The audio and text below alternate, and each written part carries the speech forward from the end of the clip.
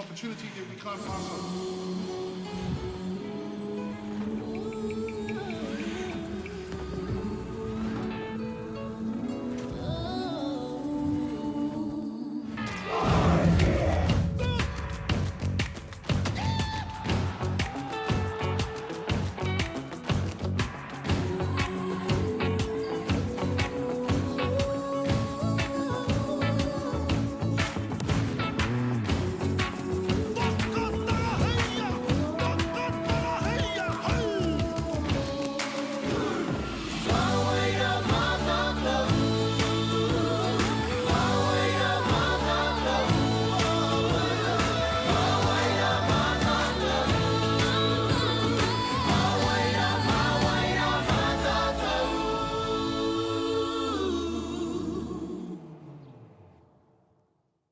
Kia ora, hello and welcome to Secondary School National Championships in Palmerston North, Manawatu. I am Jackson Fisher here in the commentary booth.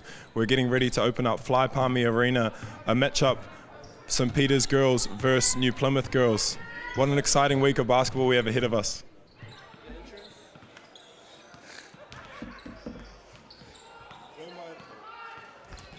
Rau mai rā ki te tēnei kimu nui whakaharahara I wangaia St Peter's Rauako New Plymouth girls.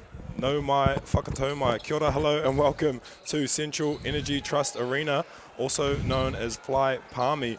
We are here today at Secondary School National Championships, opening up the live stream court.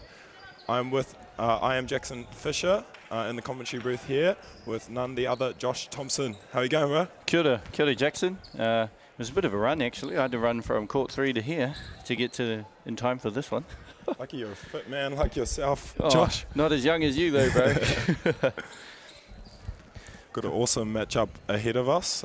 First game for both of these two teams. Stacked coaching staffs, may I say. Yep. I see Crystal is listed as the head coach for St Peter's this year. Interesting. Yeah, so I'm a Zone 2 man myself. So that. yeah, no, she has. She's taking the reins this year from Leanne, so she's doing the double. She's got not only these girls to worry about, but also her own little pepe down there. Yeah, yes, I see that. So we have St Peter's Cambridge, Aramoana Tauroa, Casey Wary, Alice Dooley, Regan Gallion, Indy Redmond, Holly Kalkana, Elsie Powell, Stella Muir, Greer Garland, Gloria Karanevalu, and Mia Marshall. Coached by obviously Crystal Ledger-Walker, assisted by her mother Leanne, and I see Anthony Corbin is down there as well. So you would be right, Corbs. Cool. And I think we will have the New Plymouth girls. Here it is. Cool. We've got Ruby Respy, Lucia Miller, Jamie Ramage, Macy Death, Kasia Bailey Noel, Matilda Bublitz, Danielle Tefata, Leah Dellinger, Lani Rover, Jordan Sands, and Libby Keenan.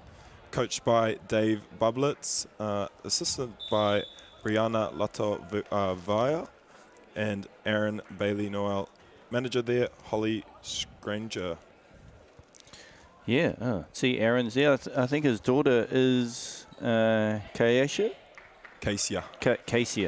Sorry, Aaron. Yeah, no, I didn't. I actually can't see. Can't see Auntie down there. So Aaron Bailey Noel, a massive figure in the Taranaki Airs. Played for years in the NZNBL, bit of a legend. Yeah, didn't make his way down. Sure, he's. No, I did see him. He was talking to, I think, Pooks. Oh yeah. Catching up. Hey, that's a dangerous duo. I wouldn't want to play twos versus those two, man. Come out with some black eyes, a few niggles. Kapai whānau. Looking forward to this one. Obviously, St Peter's Cambridge, 4-time national champs, and New Plymouth girls, who I believe finished in the top 4 in Zone 3 at their qualifiers. So we're in for an interesting game here. So as we see St Peter's Cambridge winning the tip, and that's number 15, Garland. Tips there. Just came off of the leg of a, deemed out by New Plymouth, I think there. Yeah, so with, I was actually at a scrimmage with the St. Peter's girls on Thursday, and I actually witnessed probably their main scoring threat, who is Regan Galene, but she rolled her ankle on one of the plays, yeah. So their top scorer, she averaged 18 points there, as the Hudder is called. Yeah, I believe Regan was part of the Waikato under-18 team that finished third, I believe, at Nationals, which you were at. Weren't you coaching Waikato? Yeah, I was coaching the Waikato right, 18s boys who came fourth. There's Bailey Knoll here. Yeah, we're going to see a lot of her today. She averaged 30. She put up 193 points across the qualifying tournament, and 28. Yeah, I believe, according to Game Day. Nice. Yeah, so look for her later on in the tournament, whānau. She has been a prominent figure for this New Plymouth Girls High School team, a junior tall fern, who will head away to Samoa in November, I believe, with Ryan Doubledam. Who is here on the commentary team. Yep. I went down actually earlier to get a hang on this last name, but it's Quaranavalu, number 20 there for St. Peter's. We're going to see a lot of her, second leading scorer in their Zone 2 debut there. Ooh, just came off the foot there, I believe, of a St. Peter's girl, number 4, Totu. One thing about St. Peter's that you would attest to, and you would have seen a lot of it being from that zone, is they will work really hard. Yeah, absolutely. It's when a coach like a Ledger Walker or even a Anthony Corbin is involved, you're going to see a lot of physicality, effort, and defense, right? As we saw it. Interesting no call there. Number 15, Garland just telling her defender, number 11, Dellinger, just to get off me. I didn't quite see the referee's name there, but I do know personally Kylo, an official in the South's NBL, does a bit of tuihi stuff and made his debut actually on this court, Fly Palmy, Manawatu Jets Rapid League. Oh, yes. A year or two ago. He's the one down there with the ball right now. Take it. Yep, that's the one. Nice. So very senior official at this tournament here. Quite a young panel this year, but in good hands of Ken Colson. Yeah, I had a few meetings with Ken when I was the head coach of the Mainland Power Guys. Me and Ken got to know each other pretty well. Just positive reinforcement ones or something like that? 100%. Shout out, Ken. As we see Dellinger there with the layup. Nice feed from Bailey Noel on the break. A little bit of extended full court pressure here from New Plymouth girls. Yes. Kick out there to Totu for the mid-range jumper. A bit short. As we see Bailey Noel there on the run out. A lot of leak outs in transition early here for both sides, electing to play in the full court. It could be a early timeout, maybe, from Coach Ledger Walker. Rolling with them at the moment. I think Regan Galene is another coach there. They got about 4. Oh, yeah, that's her sitting next to Corbs, I believe. Yep, 4 quality voices there. As Kylo calls that baseline out of bounds towards New Plymouth girls. Just want to shout out to whoever did these LED signs. They look great. Yeah. They look great. That's new. whānau, you come down and see Fly Palmy and those LED lights with the school logos. That's awesome. As you see Bailey Noel there getting to the cup and getting the steal and drawing the Hudder on Greer Galen. Yeah, she's came off that little UCLA action, little rub there. Got the left-hand lay and then just turn around and why not steal the ball and lay it up again, right? Bit of toughness there in her genes. I did ask Dad a few months ago if she was more skilled than him, and he was like reluctant to say yes. Well, I do follow Auntie on social media, and the amount that they are in that gym there down in New Plymouth, I'm not surprised. Yeah, for sure. No, good to see New Plymouth girls back, actually, you know, in secondary school nationals. I think it's been a few years since they were last here. Obviously, St. Peter's a staple in this tournament year in and year out. Was it a 4th place finish last year? I believe so. No, they made top 8. I don't think they were 4th, though. Or was that the year before? Might have been the year before. Yeah, that was.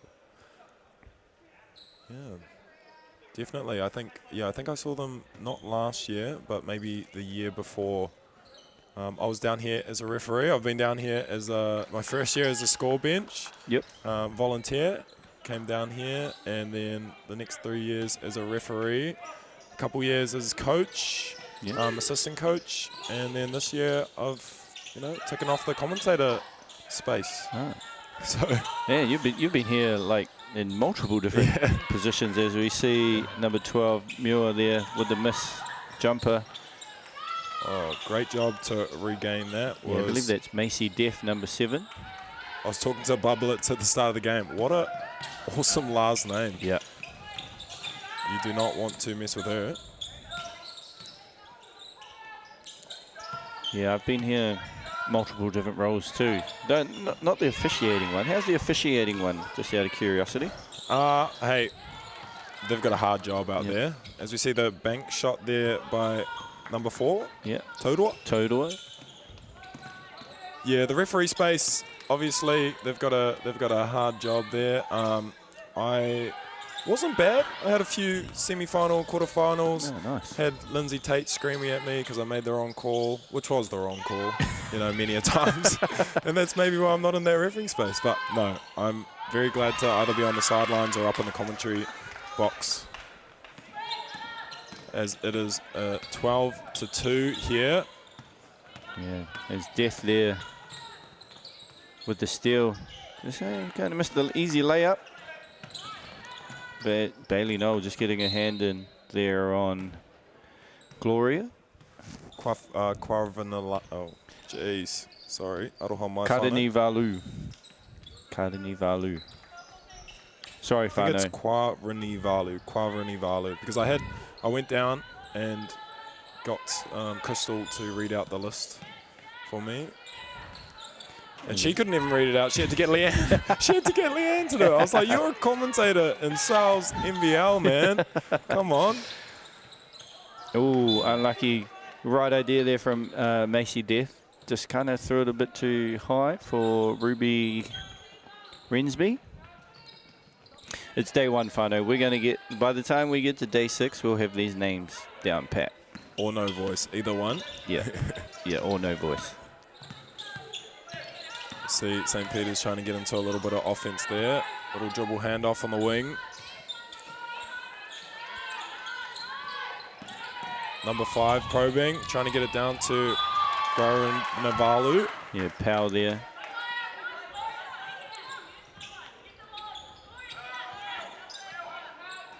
Still seeing a little double here. Smart play on Casey.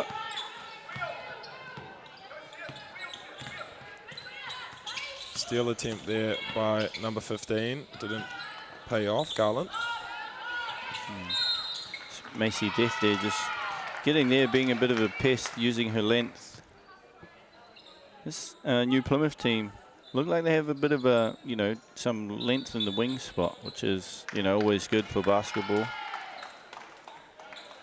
Yeah, I've never been in the women's coaching space. But yeah, it looks like Macy Death would be a bit of a netballer. Yep. Yep, long limbs there. And a lefty. Yeah, as we see Dooley check into the game for St. Peter's, as I think Garland's got two fouls. Physical player is she. The offensive two-upper and finish by number 7, Macy Death. I think they're celebrating that right-hand lay there for a lefty. She's pretty chuffed with herself. She's like, wow. We see a timeout here by St. Peter's. Probably not too happy with all those O boards. No, turnovers. I think, funny, I just was actually on the one of the other courts and I watched St. Andrews play Totu, and it was a bit of a blowout. But the pressure that St. Andrews just put on Rangitoto was just immense, and I think New Plymouth are kind of doing the same thing here to St. Peter's. Just kind of speed them up a little bit, which you see in a staple in like a lot of basketball, even in the men's space, right? You're trying to speed teams up with pressure, as we see throughout New Zealand, really. So you would have had a good look at the Zone 2 qualifiers for men and women's. Was it a bit of the same? Yeah, a lot in Zone 2. I believe pretty much a trend, as we're seeing in New Zealand basketball, but especially in the women's space in Zone 2. A lot of influence coming from Leanne Walker and Anthony Corbin with those Waikato teams that are just up and that actually forces all the other areas to, implement that, so they're able to get some repetition of that before they go up against them. Yeah, I've been on my fair share. End of some Waikato full court pressure, being in the female space for a long time, coached against the likes of Crystal, Charlies, Kendall Hedemeier, River. Yeah. Just rolling. River Walker. Yeah. So those types of players that, we've been up against. Bree Schuler, players like that. That's actually my cousin. Is it? Yeah, the Schulers. Shout out, Bree, Schuler sister. Yeah, shout out. As you see Macy there, just the length. Yeah, that extended pressure and getting a hand in the passing lane. Looking for a quick double. Bit of a running gun. Yeah, run and jump there. Run and jump, sorry. Both teams ticking up the fouls there, so every foul from this point onwards will be shooting whānau. Gloria. Nice looking form there. Karanivalu.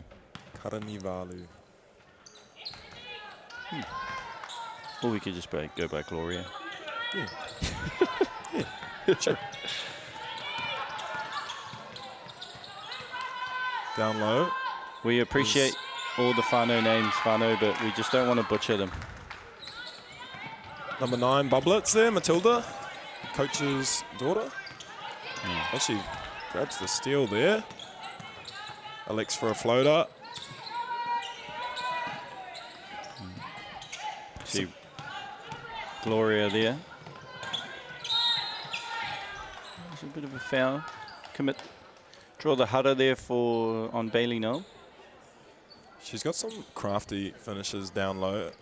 The New Plymouth is doing a good job of denying the little post catch that they are trying to get there for St. Peter's, but her on the low block, she has got some moves. Yeah, she looks like an athlete too. And a very resilient team is the St. Peter's one. They won 2 games at their qualifying tournament, but I was speaking to Crystal the other day, and they just want to get better. They know they're in a bit of a rebuild phase, especially after Regan went down there. Yep. With an ankle injury on Thursday before the tournament. As we see Elijah Walker, a young Walker trying to check into the game, but we actually have the right person. I believe that is Kalkane, number 5. Oh, Calcinai. Calcinai. That was a hard one. Ooh, that's a tough one. Yeah. That's Leanne's writing there. Yeah. Calcinai. Oh, tries to pass it to Coach Ledger Walker. She does scrimmage a lot with them, so probably was like, I'm going to give it to you. There's great use of the body there from Bailey Noel, just to absorb the contact. Would like to see her play off 2 feet there through that, though. See if she can get the N1. 2-foot finish, so underrated. the amount of balance and pivots and moves you can make out of that. Yeah. What's your take on the old 2-foot finish? I like to, especially the kind of pace that we play at in terms of stopping. Yeah. You know, stride, stop, kick out, backside, front side, and just the ability. Sometimes you've got to have that 1-foot finish. You know, if the help side is late and you want a quick shot up, but yeah, 2 foot's probably the safer way, right? Positions are valuable. For sure. I think the best I've seen this year 2-foot finishes would be the Broughton twins from Tauranga. You know, obviously they're not here. They're in Singapore. Shout out to the under-16s that are, you know, prepping to qualify for the World Cup. So to Liam and his girls, good luck over there as we see a travel there from Gloria. Karinivalu.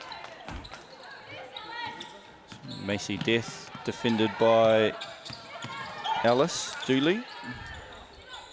And Alice Dooley is formidable on the boards.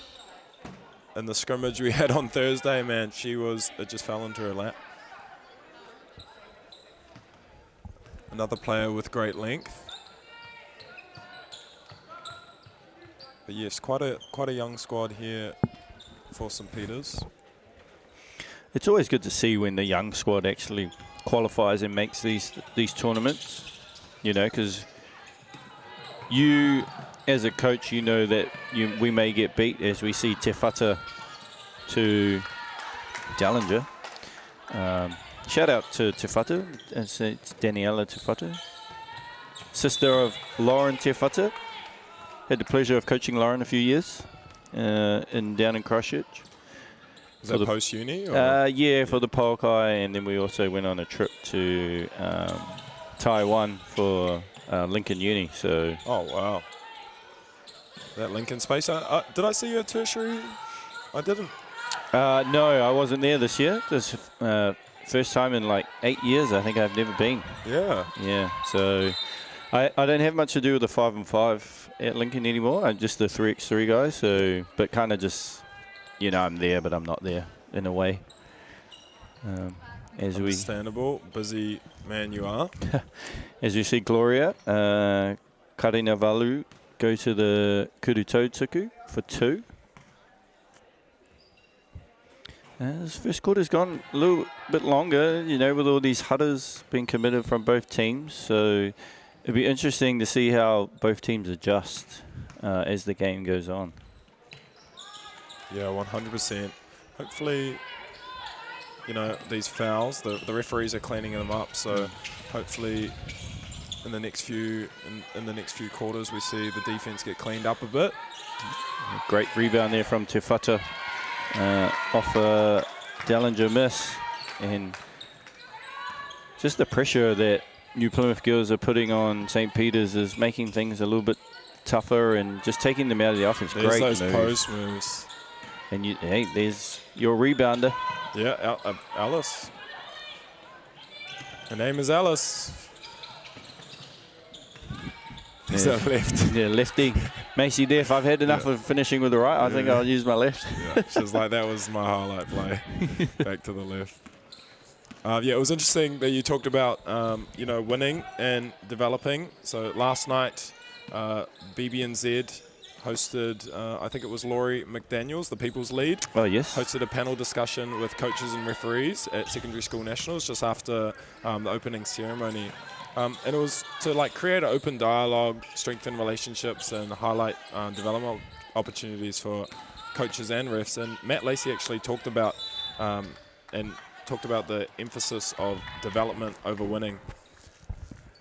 Yeah, I would have to agree with that. I know, obviously, I was in the cycle as the Junior Torfens head coach previously, and I found that you can't assume that they know stuff, but you have to develop them now high school age, whereas that's where the key development is. It's not actually going to reps and getting developed.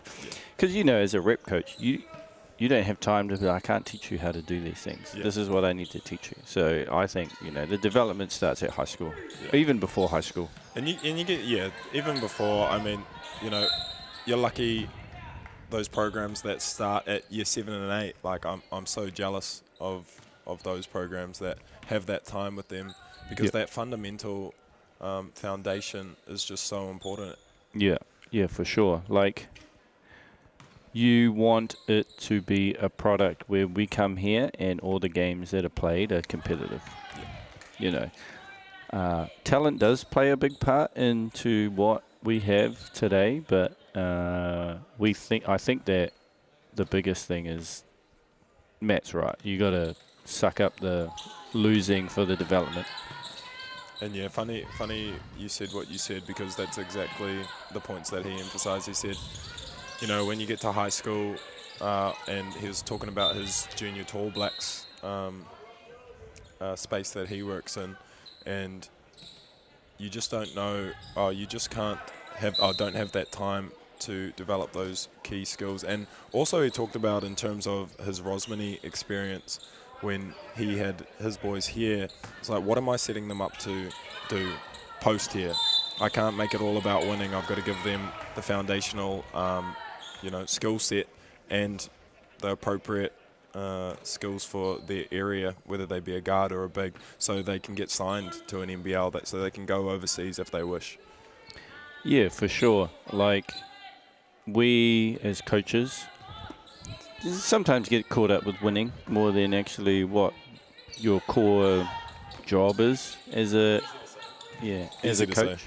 Yeah. As we see a bit of a turnover there, bodies collided. 28-7, 1 minute 45 to go in the first here. And that'll be a trip to the line for Casey. Yeah, just used their body really well there and just absorbed the contact. I'd say she's been playing with men her whole life. Yeah. Being around, probably having to guard Auntie. I know her little brother. I know her. I've coached her little brother on Koru Tour. He is a talent, up and coming. And they had a really good year with the, I believe Auntie is coaching the New Plymouth Boys junior team. Yep. His son goes there, right? Yeah. Yeah, he's playing Hoop Nation for me this year. And nice. Auntie's coming down, coaching with our club, so that'll be awesome. As we see, I believe that's Te Whatu. Yep. Ooh. To the right to left Euro. Yeah. Tough finish there from Daniela Te Whatu. Kwa Paravalu bring up the ball all the way to the rim, gets blocked there. Great defense there. I think number 10. There's Te Whatu again. Got a piece of it. Living up to the athletic Te Whatu name, I think. Yeah, she's everywhere, both ends of the court. Dad played pro rugby in France. So actually, Daniela probably can speak French too, because I know Lauren could, so that's impressive. Very impressive. The likes of, who was it that was having a good, went to Rosmini, that had a good tournament for Massey, I believe. He's fluent in French and has a sister. Nice. Oh, I forgot his name. He was really good. But yeah, another fluent in French. Dad played rugby over in France. Unlucky there. Just Dooley, just a little bit too high for Powell in the corner. Love to see the pressure though from St. Peter's. They'll do this for the duration of the game, and it creates opportunities. Oh, Bailey Knoll. As we see on the ground there. Just bit of a lower back. Just grabbed her back pretty quickly there. Hope she's okay there. Just a little bit of a trip. Just hope she can just walk it off. Yep. Probably just hopefully. Just having a giggle. Nothing too serious. Yeah. He's just off the camera. Got to do what you got to do for a sub, eh? Yep. Yeah, I'm tired, coach. Yeah. Bublets are saying no. But it's important that teams put the pressure on here.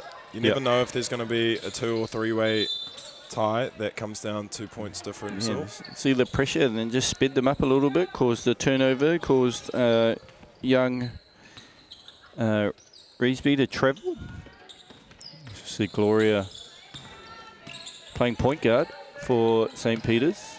She can do it all on the low block and bring it up the floor. Yeah, it's awesome that you see St. Peter's still being up and in, because obviously if you want to develop a style of play, and a lot of these girls will be coming back next year, you want to give them as much repetition as possible. And what better way to go up against, you know, a formidable New Plymouth girls high team that's going to push you. So next year when they come back, they'll be like, oh, we've done this. I believe they were 3rd in their zone, New Plymouth, right? Yep, that's correct. Yeah. As you see a Kuruwhiwhi Totu there from Te Whata in the corner. They had a win versus Manukura. Yep. 59-48 to finish 3rd in zone. They're behind Wellington East and Mana College, I believe. Yeah, Is that correct? They lost to Mana 68-90 in the first game, and then a loss to Wellington East Girls College. Never heard of them. Wellington East Girls? Yeah, no, been around for a long time. They've actually been the top of Zone 2 for, well, I wouldn't say a while, but the last few years. A lot of their rep girls come out of that program, and I think Salo Tafali is their head coach. Oh, I see, yeah. As we come to our end of our first quarter, whānau, 36-11 New Plymouth girls in the first break. And thoughts so far? Yeah, I think New Plymouth is kind of having their way at the moment. St. Peter's hasn't dropped their head. They're really adjusting, and it's hard. They've not only having a rebuilding year, but to have your leading scorer, your point guard, go out 3 days before the tournament. That's a really tough ask. So I think they're really resilient. They're playing the style of basketball that. Sorry, Crystal. How could I forget? Crystal is trying to get them to play. Yeah, and having Mum there, obviously with her experience to hand it over to Crystal. I've actually caught up with Crystal a few times in uni games, and she said it sucks being a coach sometimes because, you know, she's a player. And I was like, yeah, you can't actually go out there and do the things that you want to do. And they're like, no, it's a bit frustrating. But, you know, I think that's all the thing about maturing and learning. Sometimes players can do things that you ask, other players can't. So it's about adapting to the right way, I guess, and how to teach them. And that's where our development over winning comes in there. And that's a big part of what Leanne and Crystal have talked about over this year, is to develop more than the winning. Yeah, and I think it's the work you do in the dark, you know, all that development in the gym, getting up in the morning, getting on the shooting machine or having a rebounder. It's what you do in the dark is shown under the brightest lights when it counts, right? Yeah, for sure. And you've been doing a lot of that. I'm surprised you're not with. You were with St. John's? Yeah, I was with St. John's I went to St. John's, was there for many years.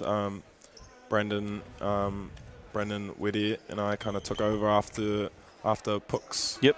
Went to Te Aroha.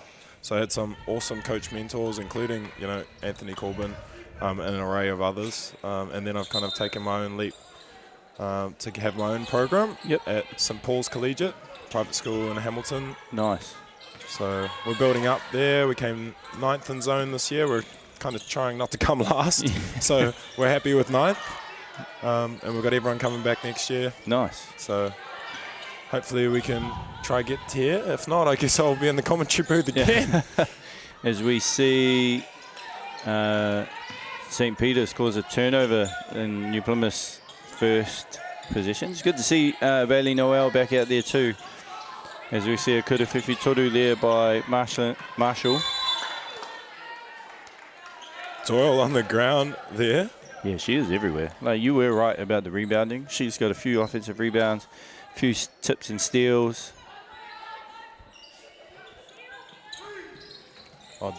Dooley, sorry. Post feed. tip, and she's everywhere. Yeah, he gets right play. I think Gloria just needed to, seal her player off there. Here we go. Oh. Just give it to her. Unlucky. I honestly thought she was going to get that off in time. Yeah, that would have been nice. But I think, man, St. Peter's has came out with some intent there. Whatever Crystal said to them in that wahiki. Oh, as Alice gets called for a blocking foul there. It's big left hand Dellinger's face. And we see Cassia Noel back on the court there. Oh, yeah. They're whacking the face in a little bit of a... Wouldn't say a trip. She just didn't move her feet. Yeah. Unintentionally, for sure. As we see our team in grey looking at what the number was. Number 6, yep. The Kai Pare.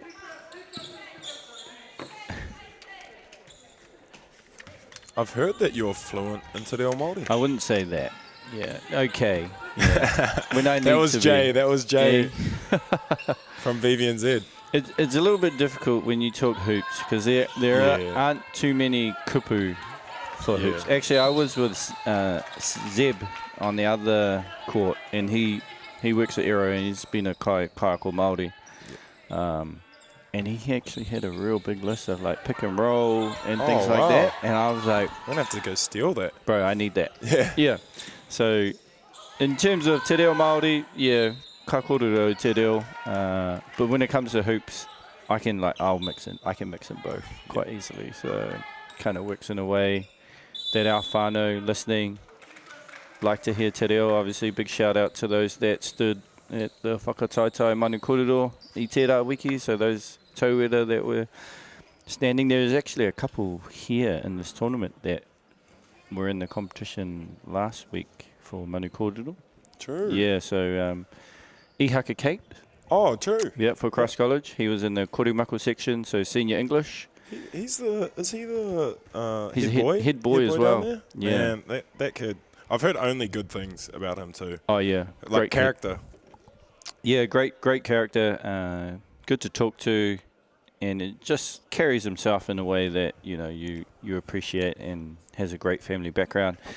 His brother, on the other hand, Taff. I don't know. Shout out Taff. If you're listening, Taff, I got you.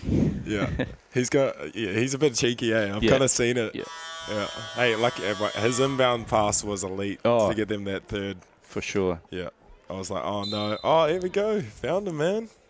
Yeah. What's your take on FIBA events mixed in when our events are on? It's tough, eh? It is tough. Especially for a lot of those teams. I think you probably would have saw St. Peter's. Yep. Did they qualify? I don't believe they qualified. Or did they? Maybe they got that 7th spot. But, a few of those teams up in Auckland Zone 1 affected, down Christchurch ways. Because I think, Christ College finished 5th. Yeah. Yeah, because they didn't have Ben Sheet, obviously their head coach, and Taff was their point guard. As we see Dellinger there with a great inbounds play there by Bublitz. But in the same respect, I mean, what can you do?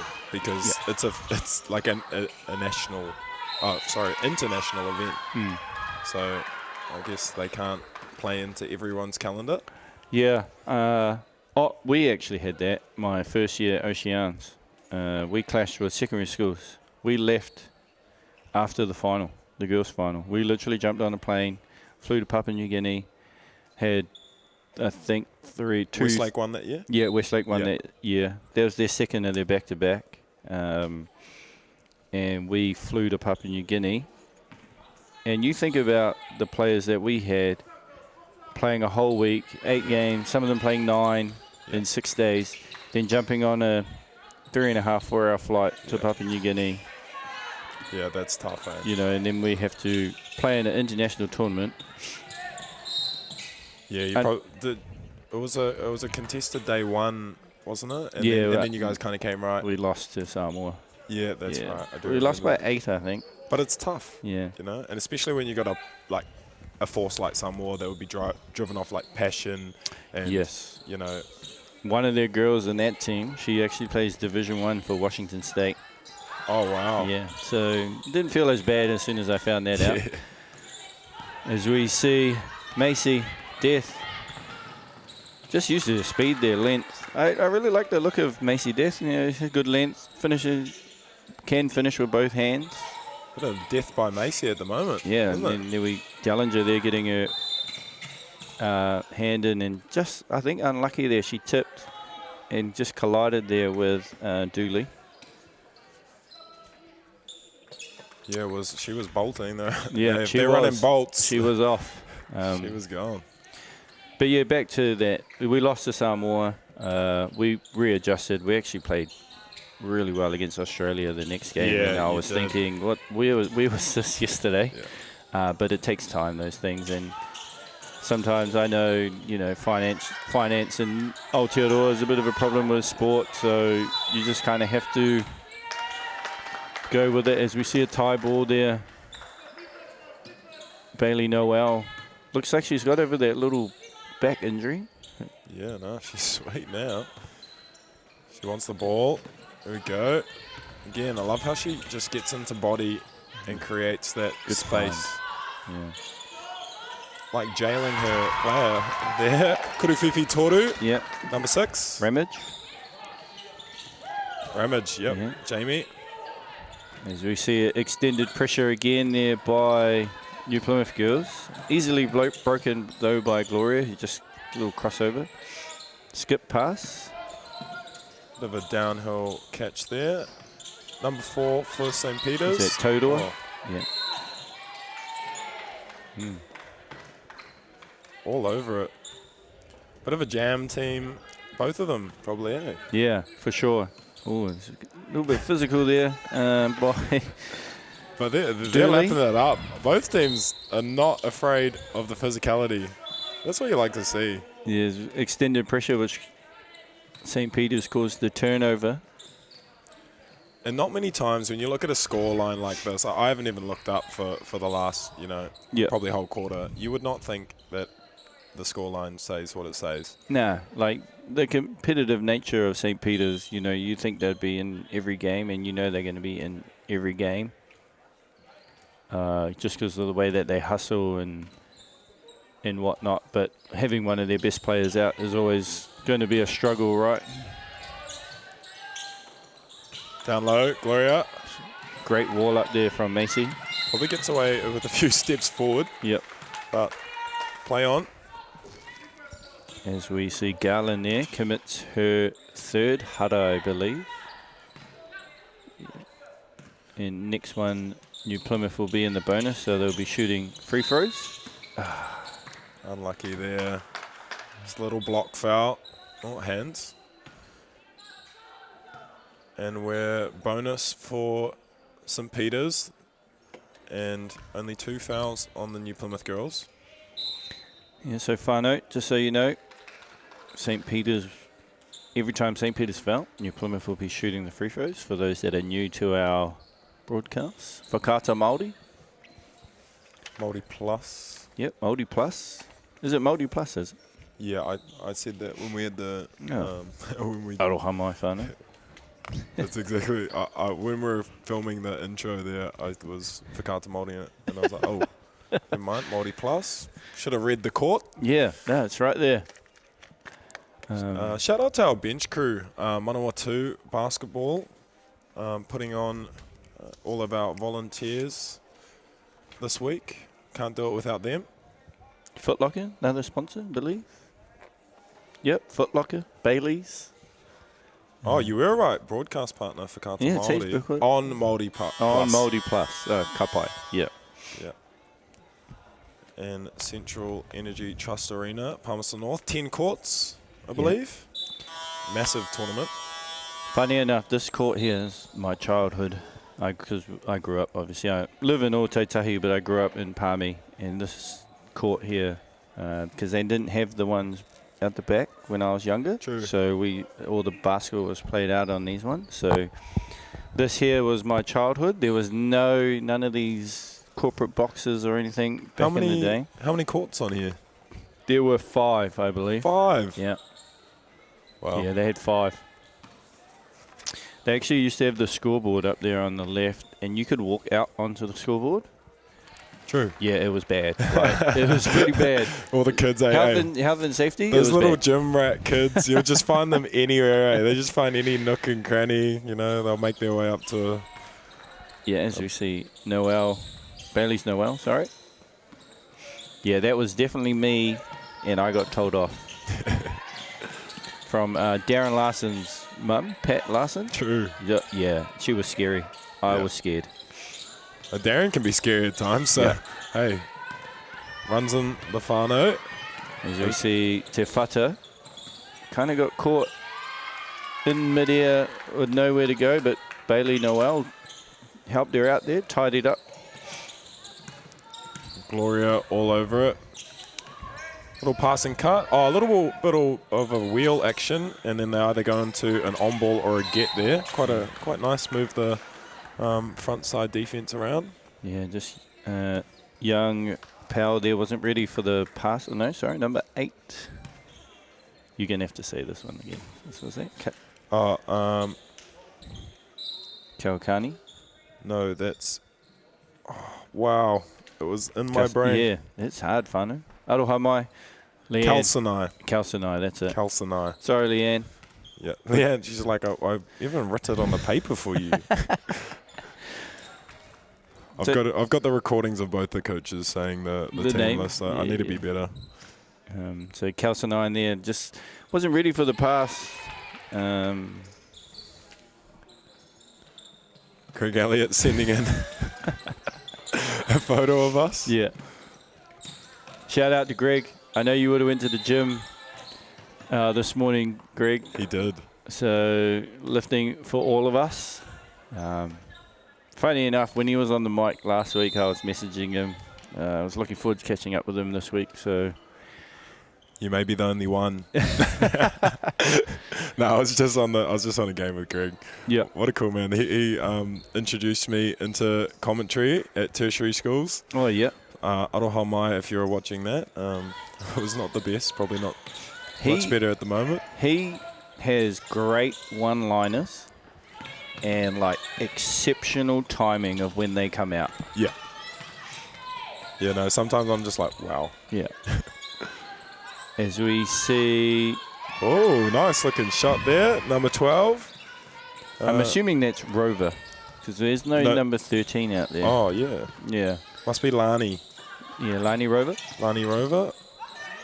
As we see her... A polite jump ball. Yeah, polite. She wasn't overzealous on that, as something Andrew Horrocks would say. Yes. Yeah, so how'd you enjoy last week? Was it your first real commentating gig? Yeah, it was. No, it was cool. Yeah. It was cool. I mean, Greg made it pretty fun. You know, Yep. he's crack up. So it was easy to do there.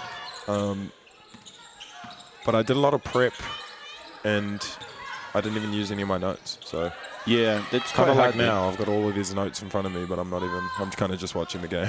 Yeah, as Macy Death there with the Kuruwhiwhi Toru miss. Bit tough, but there, no control. Yeah, didn't quite deem. Oh, that's a bit close there too. They're letting them play. Yeah. We're probably running a little bit behind schedule because of the foul count. Yep. So refs are saying, hey, let's just play. Little flare action they have there, New Plymouth. They've actually got some nice sets. They went 3 sides there. Yeah. Te Whata gets the offensive two-dupper, and then the next one, and finishes on the left-hand side with her right hand. Yeah, well, I think both of us have probably seen a fair share of, the reluctance to use the right hand. Probably learnt that off Lauren. Oh, as we see a nice steal there from... Matilda? Yep, Bublets. No clap from father.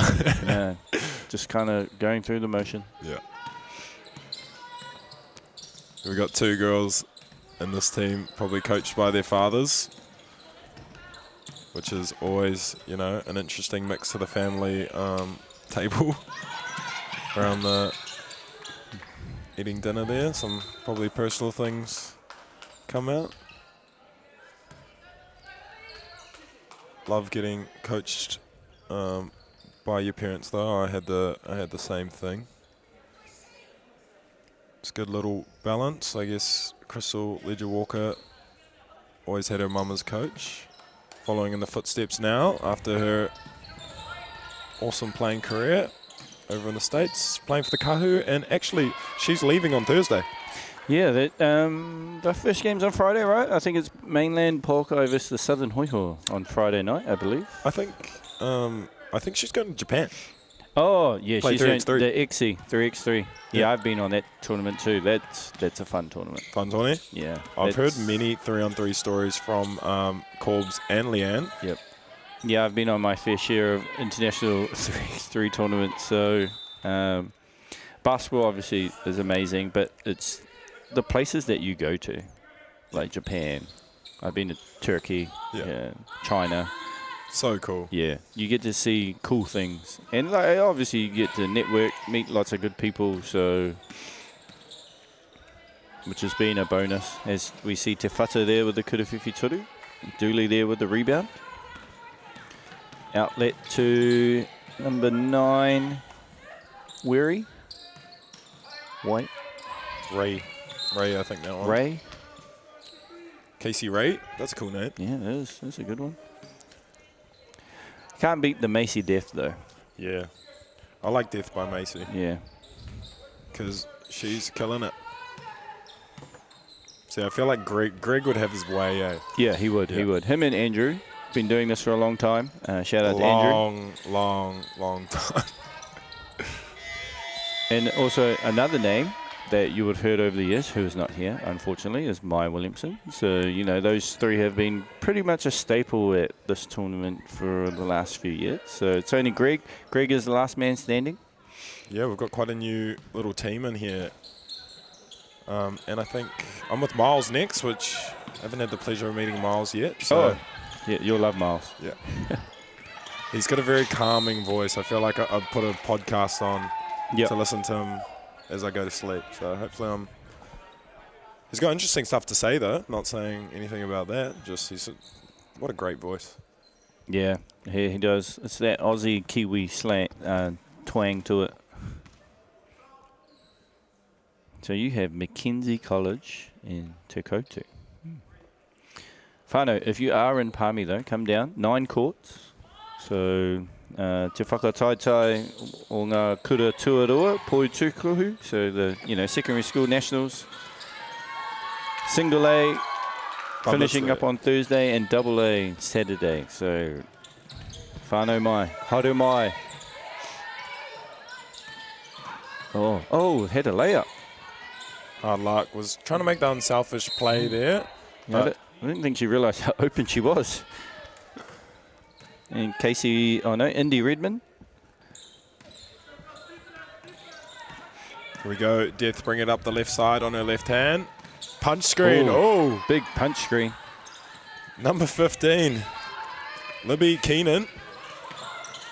Yeah. Big punch. Her and, was it Redmond coming together, or might have been Marshall?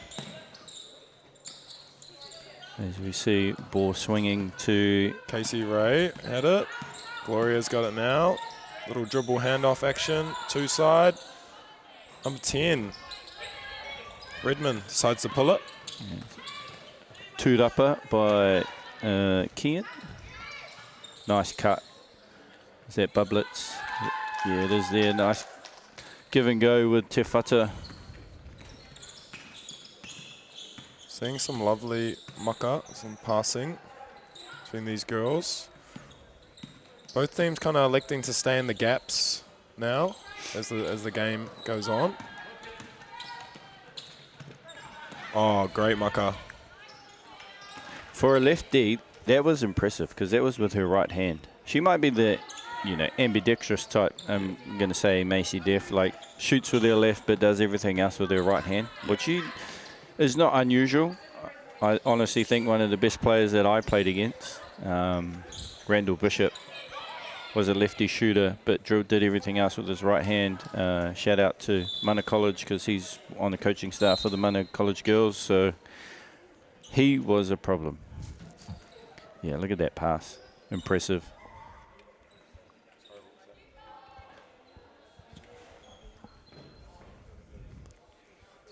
There's Weiss. Here we go, little empty side on ball. Back to 5, goes up with her left. That is Miller. Probably a 1-2 possession game here to finish out the half. Gloria bringing up the ball. This has been their best offense in terms of bringing the ball up the floor, giving it to Gloria and just kind of spacing out, right? The guards have just had a bit of trouble. But I like the fact that she's giving it up and then she's just face cutting. New Plymouth might want to, you know, adjust to that, because when you play deeper in the tournament, like, you let that happen, that's going to hurt you. Yeah. And it's funny, we've got all this offense, you know, we've got these ram, ghosts, every pick and roll, and sometimes a face cut just kills you. Yeah, for sure. Base cut, 45 cut, or LeBron cut, as people call it. Yeah. Yeah, the 45 drive and baseline cut, such a lethal combo. Yeah, the old cut and slide. Yeah. Headlight, tail light, as Corbs and Leanne call it. Push and pull. Te Whata in the corner for Kuriwhi Totu, a little bit too strong. Can we get up a heave here? Oh, stroke last minute. 10. Oh, just a bit short. Off. And just missed the trophy. Okay, it's 64-15 as we go into half. We're going to take a quick break and we'll be back with you, whānau. Hey. Sport is about more than just the game. It's about going from teammates to best mates. It's the high fives and helping hands. It's learning when to back yourself or back your buddies. It's actually being excited to get out of bed early on a Saturday. Sport is about more than just the game. That's why Caltex is proud to help fuel school sports.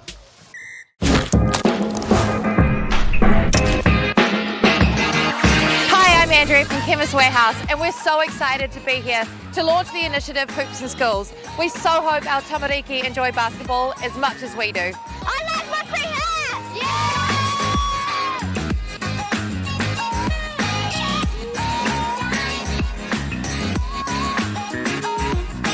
Hi, my name is Riley, and I like these hoops because it's a great opportunity for us to learn how to play basketball.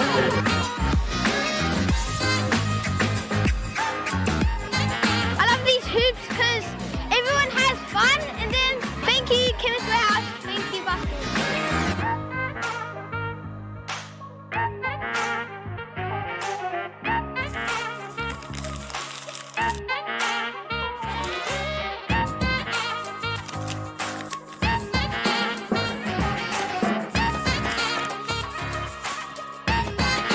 Thank you Chemist Warehouse!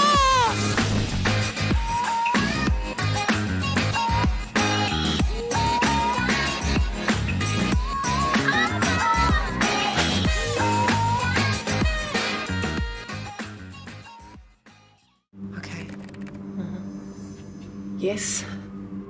Okay. Yeah. This isn't about long-distance calling, technology, or living overseas. Do I have one more bid? Thank you. We're going to go once. We're going twice. And we are sold to the Kiwi phone bidder from Manchester. It's about Bailey's finding buyers that others can't.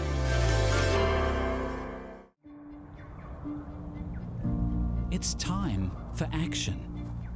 We are working to reduce the impacts of climate change, side by side with nature, with each other, through research, investment, and practical innovation.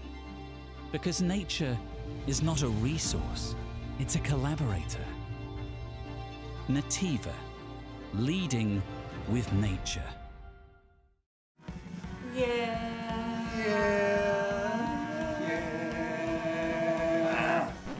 Why are you ruining it for, Joe? Hurry up, come back here. No, just because you're not tall enough to get on the top. Oh, come on.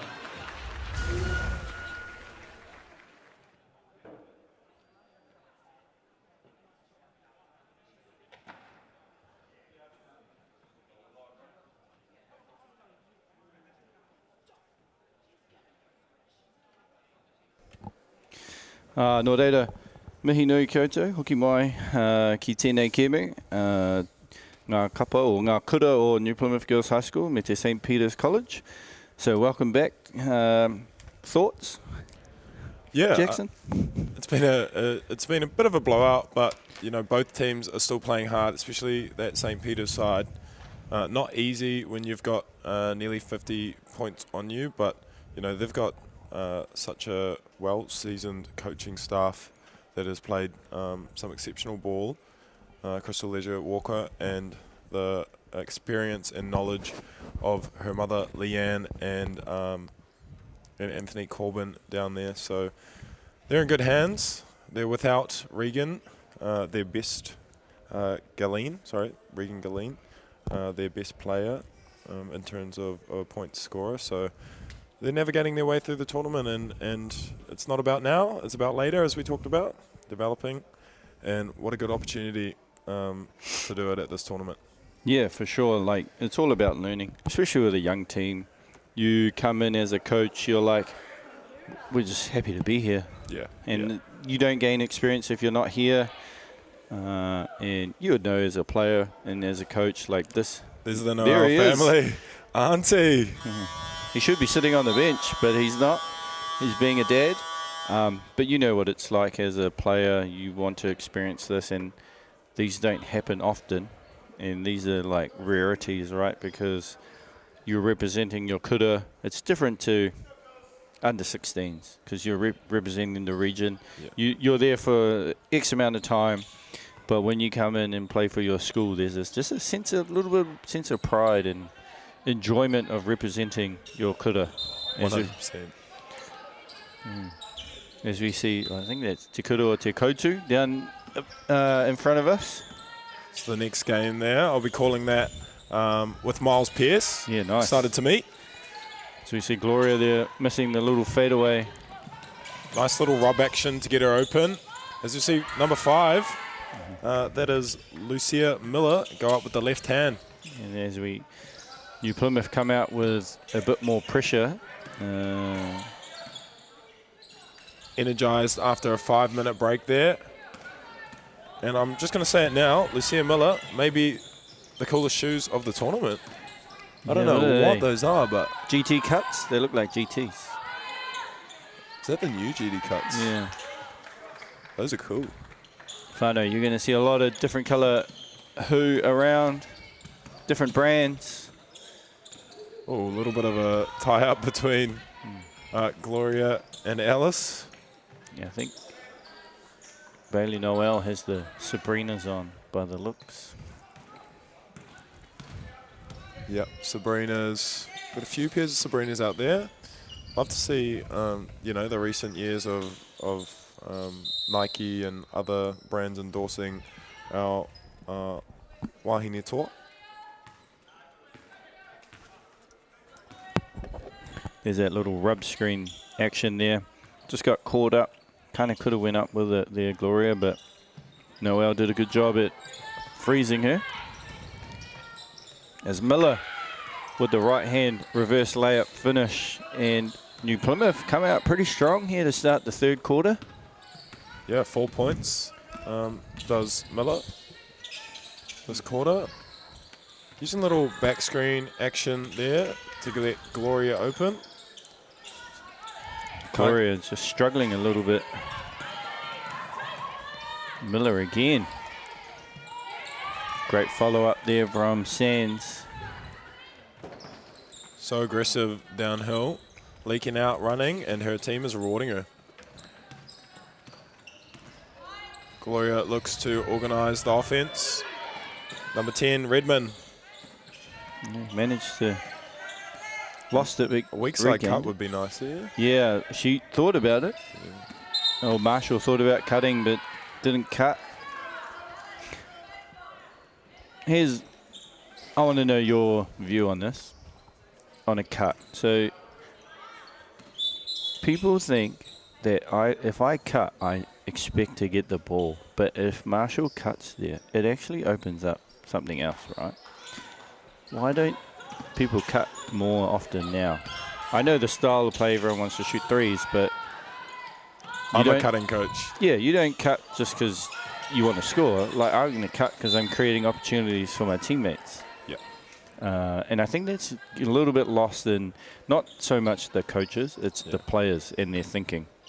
Yeah, because everyone wants to, you know, they think being out on the perimeter, they're open. But sometimes there's no angle. And I think, you know, a sacrificial cut often tags in some of those weak side defenders and then opens up the perimeter even more. So yeah, for sure.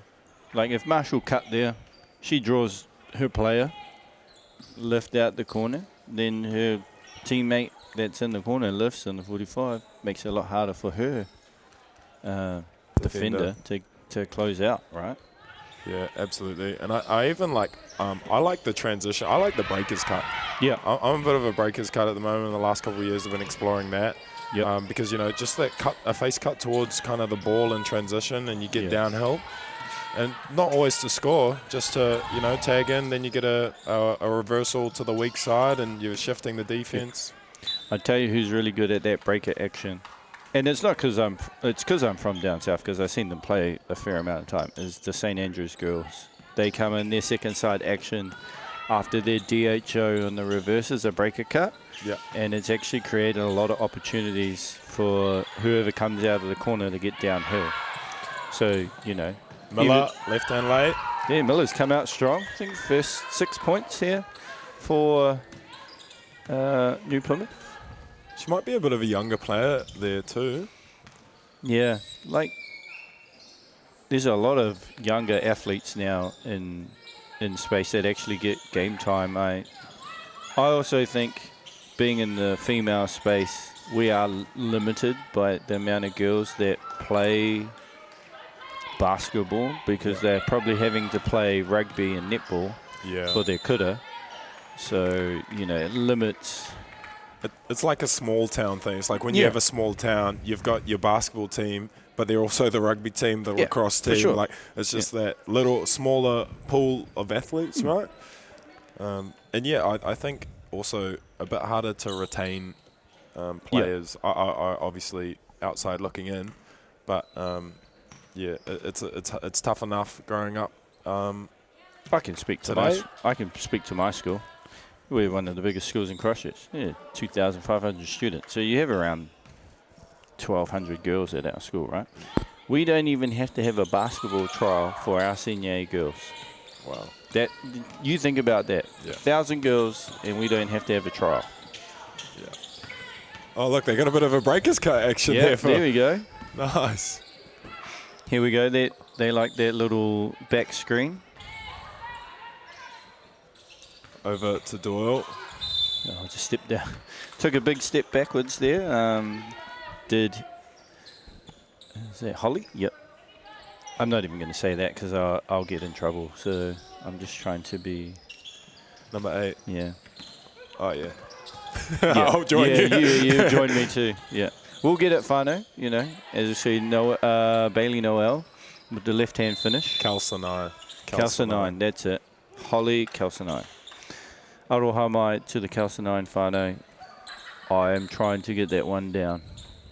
It's a process, you know.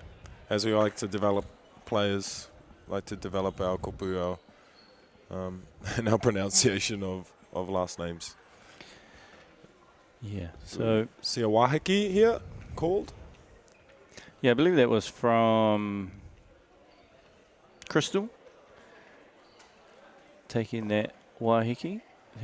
Wants a bit of a corridor with her team, as we see New Plymouth girls looking pretty relaxed with the big lead into what they have to say. Bublets obviously still will have things that he wants to critique and show. I've got 2 questions for you. One, are you see a few people, Bublets, he likes the side approach, you know, small shift of the chair in from the side, or are you a front-on man? I know that the Westlake boys coach, what's his name? Carl. Carl. Yep. He's a side approach as well, and a few others. What are you, front-on or I'm side? more of a front-on. Yeah. Because obviously I know I want to talk to the whole team, but you have... there he is. Yeah, there's Carl there. Shout out Carl Noya, Westlake boys. I like to see the 5 that are on the court at the time. That's just my view on it. So. Yeah, absolutely. And I think the other question I have for you, are you a line-up behind? I see a lot of girls do that, the line-up behind the bench, or are you like a... I'm more of a huddle guy. Yeah. Yeah, huddle.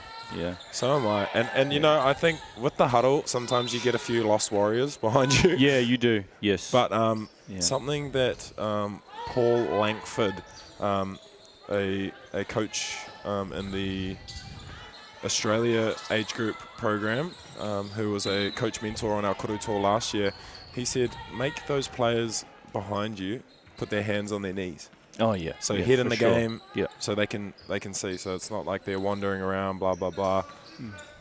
So I like to say the hands on your knees, like Drake said. That's a good one. I like that one. I'm more like, as an assistant, I probably don't listen to the huddle if I'm the assistant coach, because we've already had that chat, right, with the head coach before he's gone into the huddle. I like to engage with the girls that aren't on the court as an assistant. So if they're like looking and they can't really see, I'm telling them this is what we're doing. This is why we're doing it. Yeah. So that you get them engaged as well. It depends on who the player is, obviously. But that's how I like to work as an assistant. As a head coach, you know, like the huddle round. Oh, lovely feed inside there to Gloria. Quarva Navalu. Just use the athleticism there. I like the makeup of what Gloria has. Just needs pieces around her to help her succeed. Obviously, not having their Regan in their team, which is a big disadvantage. Would I love to see her in a pick and roll, those two, Regan and Gloria. I would assume that would have been a big staple of their offense. Yep. Would be playing through those two. You would be right. Here we go, a little tip from behind. Good defense. Taking away that front cut is St. Peter's. Yeah, that was a good work there. They made adjustments there as we see Tafata get downhill. Oh, great rebound there. She has a knack for the ball, as does Doyle. Kind of needed to play off too there, Tafata. Kind of got herself in trouble. Great face cut there. As we just led her a little bit too far on the pass. And tough finish there from Ramage there on the break. Off the great pass by Rover. Ball reversal. Is this a bit of a zone? No. Yeah, I just think they're in just a real solid pack, right? As we see Rover again. Has a runner. Was that Bublitz was the runner? Yeah, Matilda. Ooh. We had a ooh. A bit of a crowd. Ooh, I think don't let the stands deceive you. There's a bit of a crowd under us. Go. Oh. Yep. Saved it. She was smooth on the outro on that though. She got herself up. That's it. Oh, a little bit of turnouts here. Oh, yeah. Oh yeah. Hey, we're on the Fly Palmy court. That was a Ngātu staple. Yeah. Old turnouts. And you're seeing the Iverson a lot now, eh? It was that's like came back into fruition. I think the Europeans have been using it a lot lately. And the old baseline cut with the other person straight Iverson up just creates that movement and opening up. It's just if I catch it on the run, right, as the Iverson, I can just turn and go. There's no real help. Yeah. And if they do help, my guys spot up in the corner already. So it's interesting to see basketball evolve and what's come back. Yeah. Even I think you're seeing like zone way more prevalent now. You're seeing it a lot in the NBA again. Yep. You know, in Euro and even in the Euro Cup that's just going on. You saw Serbia, Latvia, a few of those guys playing a bit of zone. So, and here we go. We're underway. Number 10, Redmond bringing up the ball this time. Germany, right? One again. Yeah. Dennis Schroeder had that tough pull-up to seal the dub on the free throw line. So you see Dooley getting her own two-upper. And just camping there a little bit too long was Alice Dooley. Ready to get another two-upper. As we see Macy Death check into the game for number 15, Libby Keenan. Some good minutes there by Libby. Again, extended pressure, a staple of a St. Peter's school. Kick here, lovely strong side kick here. Also, great pass. Strong side kick here. Lost that. Lost that. Lost that. Now, we sound like old heads. I'm 23. 23? I'm 23, yeah. I'm nearly 40. My back feels like it's 100, though. You don't look like a day older than 28, my friend. As we see good defense there from Miller, just being a bit of a menace. It's almost like a pack-in type defense because, you know, they don't think St. Peter's can shoot the Kuruwhiwhi Totu. And they haven't really put up many of them. No, they've just looked inside. They've had opportunities to shoot the ball, which, you know, you want them to shoot those. As our team in grey come together and they decide it's a shot clock as young Totu comes into the game. Regan Gilleen, she can shoot the 3 ball. Yeah. So probably missing a bit of that. But it's nice to see just adjustments being made and as they track further down the tournament, as you alluded to. Oh, great Macy Death again pulls out the right hand. Yep. Just absorbs the contact.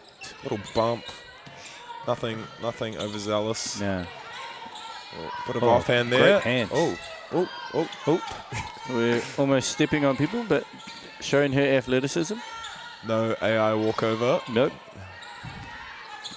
And who else with the ball? It's a tick these days. Yeah. I've been watching a bit of American football, and flexing has become a... Flexing? Yeah. Flexing like the shoulder? Yeah, the shoulder strokes and all that kind of stuff. The bronze shoulder stroke. That's tough. That is tough. You're getting ticks for, you know, yelling at people. There we go. Number 4, Pal. Oh, Arohomai. Taurua. They have had that cut through the whole game. There's just the execution of it. They're just throwing it a little bit too high. All they need to do is throw it straight to the cutter. Here it is here. Yeah, just, you know, throwing it too high. You don't need to throw it that high. Sometimes with that nail cut, it's like pass inside shoulder. Yeah. Hey. Or a bounce pass. Hey, some coaches don't believe in a bounce pass, and I think Corbs potentially actually is one of those coaches. Had a bit of a discussion with him and Paul Langford about it. Yeah. So they don't really believe in the bounce pass. I'm like, okay, interesting. As we see, Alice is just working so hard. Yeah, high motor athlete she is. As we're 87-19 here with 48 seconds to go in the 3rd quarter. Rover with the little dummy. Bit of passing cut action. Nice. Left hand finish there. Matilda, Bublet's daughter. It's nice. Can't beat a cut. Nice face cut there from Matilda. And as you were talking about execution, that was the execution you kind of want to see from St. Peter's. Yeah. But you know, young group, they're figuring it out. Working hard at least. Can't find the topper. Kuruwhiwhi Toru attempt, number 10. Oh. Redmond. Oh, keep going. Kylo, yeah, just having a chat with our lead official. Just saying, should have been a reset. There's still 7.8 left. There should be St. Peter's ball here. Yeah. Shot clock off. Yeah. Oh. Yeah. Look at face. It's like, oh, it was unsure there, but. Oh.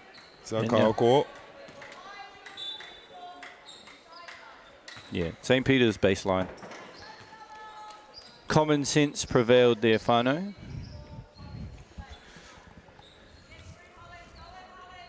See what they can cook up on an out-of-bounds set here. St. Peter's. Try to get a shot off with 7.8 to go. Here's a question. What do you like on a defensive... What's your stance on a defensive baseline out-of-bounds? What would you give up? What are you giving up? Oh, what are we giving up? Yeah, you have to give up something. But, like, What's the main thing that you do not want to give up? A middle cut. Yeah. Like anything through the key. Obviously, you want to protect that gold medal shot, that shot inside the smile there. Yeah. And probably force them to catch inside the 3-point line. So you're playing inside like or something. inside out, right? Yeah. So I'm packing and then walking out slowly. But it depends. I mean, it depends on the scout on the team. Like if they've got shooters, bigs that can bang down low. I've been exploring a lot of 2-3 on the baseline a lot now. Yeah. Just because you've got less options. Yeah, I've done 2-3 for a long time in terms of like taking away the middle and having them throw it to the opposite corner. Yeah. Like that, they never coach preaches, I want to throw cross-court, baseline inbounds passes, force them into that, get a closeout. Like it is a tough pass. You can make that pass, but it's very rare that you get exposed to throwing it to that corner. Yeah. Well, in my games that I've coached, that's one that hasn't beaten me. Yeah, I think, and if you've got good length on that back line, you got your hands up, and you're moving on the flight of the ball, and I guess it's just what you emphasize in trainings. But that's the key, right? Moving on the flight of the ball, because sometimes you react to a ball fake and say, don't just, as soon as it leaves the hand, then leave. Yeah. I like be proactive, not reactive. Yeah, 100%. As we go into the fourth quarter, whānau, New Plymouth have really kind of stifled St. Peter's offense with only 8 points scored in the last 2 quarters for St. Peter's. So like 28-4, 25-4. So it's not just their offense that's been ticking over, it's their defense that's actually made it difficult for St. Peter's. Like we said, St. Peter's just a bit off with their passing at the moment. Yeah. Kind of looking, they're passing to where it needs to be, but it's just the execution of it is off. As we see some teams warming up for the next game here, we have Totu versus Menses. Menses College next. So stay tuned for that matchup. It's a good bit of basketball. Don't know too much about Mackenzie's College. Do you know where they're from? South Island, I believe. Yeah. I have no idea where. We've got another Ramage, though. Yeah, we do. And coach. We have a Winiata. Yeah. Totu, I think. Totu, good team. Won? No, they didn't. It made the final. No, not even the final, because it was. I was very surprised. Not to shade them, but I was very surprised to see Ngāta Atia Wharakura in the final. Their girls won last year. Oh, girls. Yeah. Yes, they did. Yes, they did. Yeah. They've got some talent in there. I think I forgot her name. Really good player, long player. She's in that junior. Oh, Tote Collier. Yeah. She's in there with Keisia Bailey Noel. Yeah. She was very good for Rotorua at under 18s. Yeah. I remember. That's one name I called a lot for Rotorua. Yeah. No, she's tough. Great cut there from Dellinger. Just didn't quite finish. Going a bit too fast. See a little corner DHO between number 12 and number 15, Stella Muir and Gary Garland. Good find. Almost a great defensive play there by Bailey's Noel, but that's better basketball from St. Peter's. See the replay here. Just gets the hand in there, does Keisia Bailey Noel. Right across the arm too, so. She might just kind of like her little back injury, just like trying to get up to 5 fouls. Yeah. She's like, get me off, please. Off the top on the first one. Garland, commentator's curse, Aroha Mai. Ooh, good save. Oh, almost to where she wants to go. As we see Miller running down the floor and the lefty finish. Okay, another question. What's your stance on saving balls going out of bounds? It depends on where you are on the court, really. Yeah. Like I know you don't want to cause a turnover, but if I'm on baseline at my hoop. If it's 100%, I'm going to throw it to my guy. Yeah. I'm throwing it. Yeah. But if it's not 100%, I would probably go 60-40 would be the, you know. If it's 50-50, I'm probably still trying it. Yeah. But if I turn in, I'm just going to fall out of bounds. Yeah, it's turnover. I'm going to get a turnover either way. Hey, sometimes when I'm in, you know, I've been blown out a few times, and it's just like, man, just pass the ball out of bounds. I'd rather a dead ball turnover than a live ball turnover.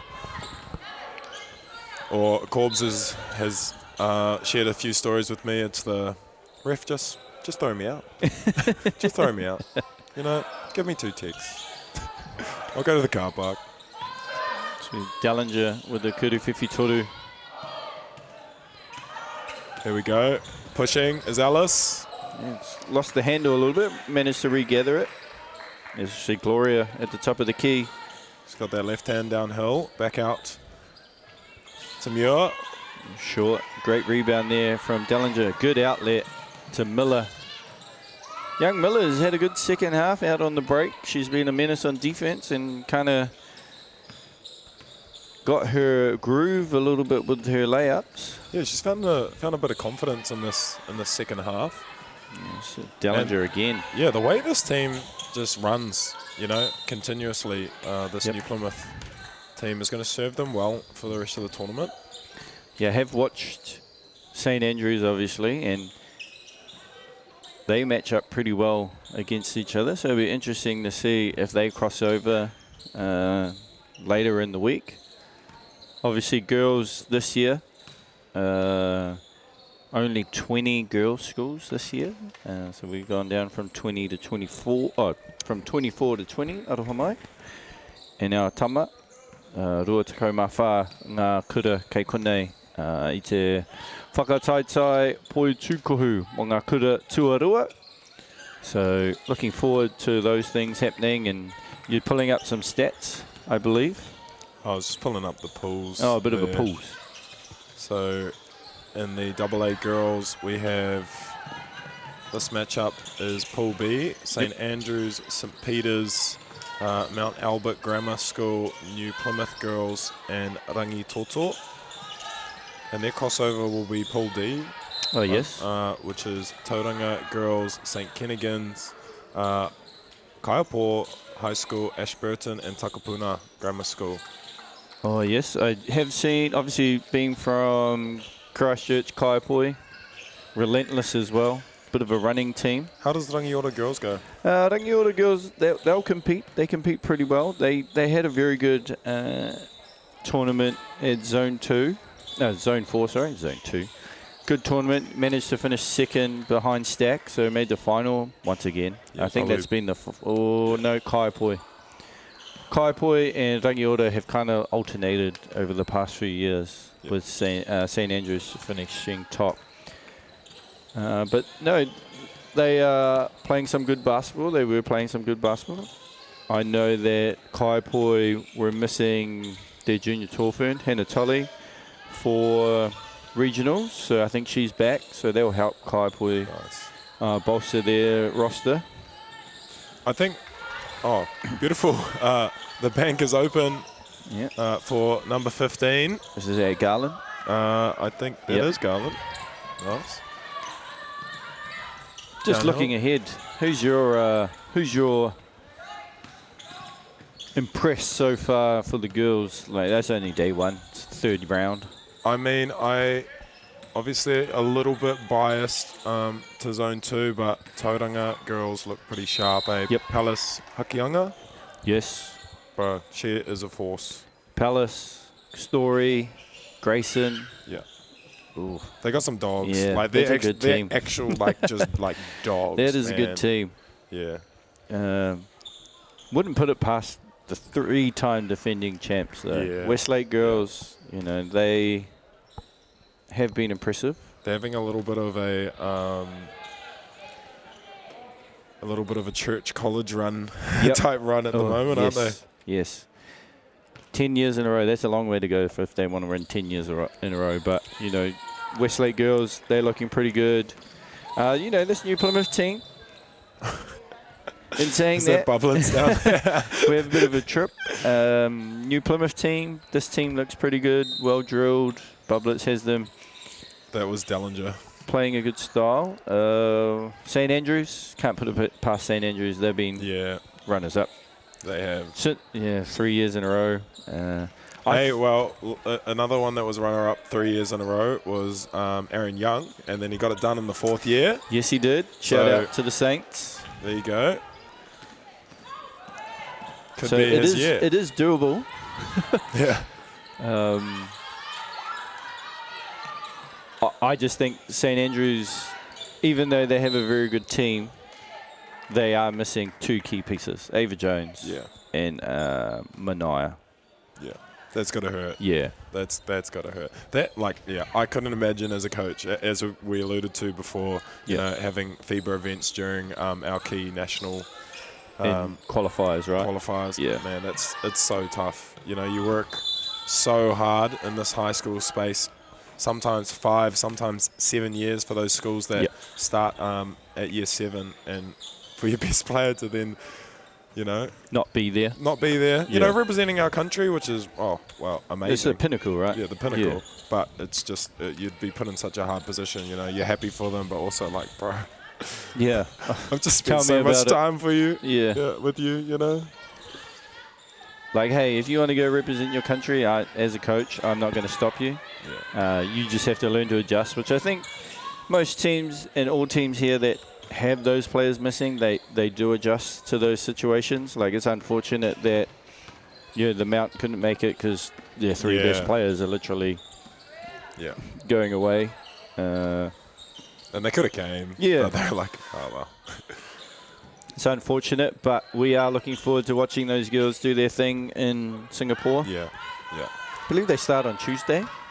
A usual suspect on the leak out is Lucia Miller. Miller again. She gets the N1. Is that N1 there?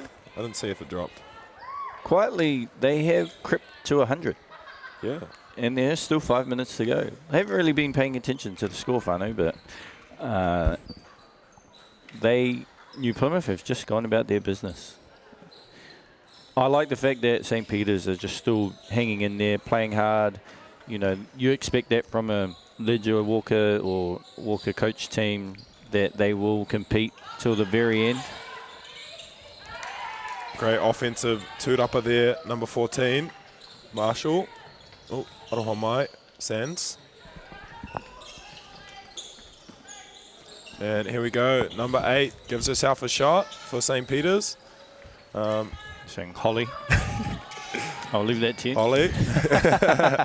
As we see Calcinai. That's it. I need to make better notes. At least you got notes. You're a bit more prepared than I am. I kind of go off flow. And you're a pro, though. Wouldn't say I'm a pro. I've just been around for so long. Makes it easy. Also, I have found that talking to other coaches helps, too. Because then you get a gist of that. And then it's been nice to bounce off. I mean, Greg Elliott, he's had his one run as a head coach of the NBL with a 60-point loss there. Shout out to you, Greg. But it has been nice to bounce off another a fantastic basketball mind such as yours, Josh. Yeah, appreciate it, Jackson. Just getting confirmation from Charles down in Dunedin that the girls are on at 11 p.m. tonight, and they are playing China. Tough. Wonder if they've got some big girls generally. Man, don't talk about. We played her. Really? Yeah, at Asia Cup. 7'3", 7'4". Because we arrived. What's the scout, brother? Yeah, we arrived in China, and they were like, they got this. There's a 7'3" girl playing for China. And we're like, 7'3", she really 7'? Yeah. Is she really 7'3"? And you talk about 7'3", and you think 6'8". Yeah. She walks NBA 7'3". Yeah. She walks in the door. I'm like, yeah, she's legit 7'3". Me and Leanne and Ryan were like, wow, yeah, she's big. And you fronting that? Or we said we're not double teaming her. It's impossible. There's no point. Hey, Elise Carline. And our other big was who was my other big? She was from Christchurch. I should know. Oh, Evie Leeson. I said, look, you just front her. If we have to, we'll send someone from the back end to just try and swat it away. But it was up to our guards. The guards had to put pressure on the pass. Yeah. Which we actually did a decent job. We competed for 3 quarters, and then we made her mad, and then she just literally took over the game. She was just so big and strong, and we couldn't do much. But our blueprint kind of helped Aussie when they played them. Oh, yeah. Yeah, and sometimes you do that. You steal a scout off, the semi or the quarter, and you're like, that actually worked like pretty well. Yeah. So, that was impressive playing her.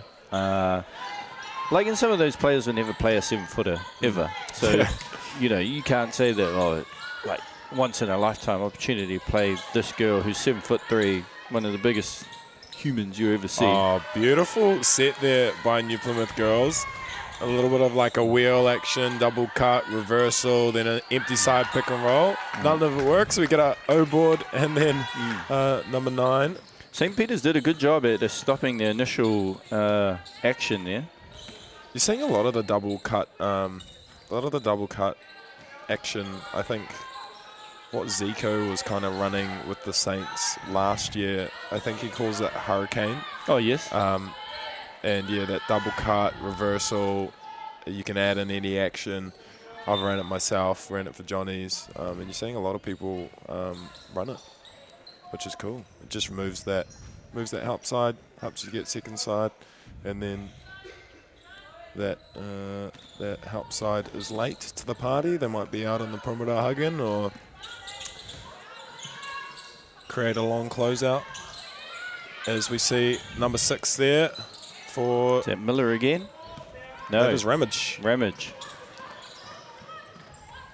Oh, yeah. Lovely skip to Gloria. Right-hand lay. She'll take that easy. Miller's got the pink shoes. Yeah. Actually, number 6 got some cool kicks down there too. I think those Sabrina's. It must be like a PE, those ones. Yeah. The blue with the pink. Yeah, those are nice actually. Probably you want to see a St. Peter's girl wearing that colour scheme though. 100%. The blue and red. Were you a guy that tried to match your shoes with your uniform back in the day? What was I? Nah, just whatever I could get my hands on. I was size 13, so not the easiest size to find. Is there a Foot Locker in Hamilton? Yes. Hey, we're the 4th largest city, I think. Hey, I'm just trying to. Yeah, I'm asking the question. Yeah, we got a Foot Locker or 2. No, we only got 1. But oh, they are Sabrina's. Yeah, they are. Nice. Oh, great camera work. Yeah, that's great camera work there. We got the best with us, Whānau. Shout out to our production team. They've been nothing but amazing. There's on the low block is Alice. She's worked very hard this game. I like the look of the St. Peter's team. They're building for the future. Like we talked about earlier in the broadcast, development over winning is definitely what they're doing, and we expect them to be pretty good down the track even next year, looking forward. So just a few key pieces that they're missing, and I think St. Peter's will be very well in tune to be competing for a title once again.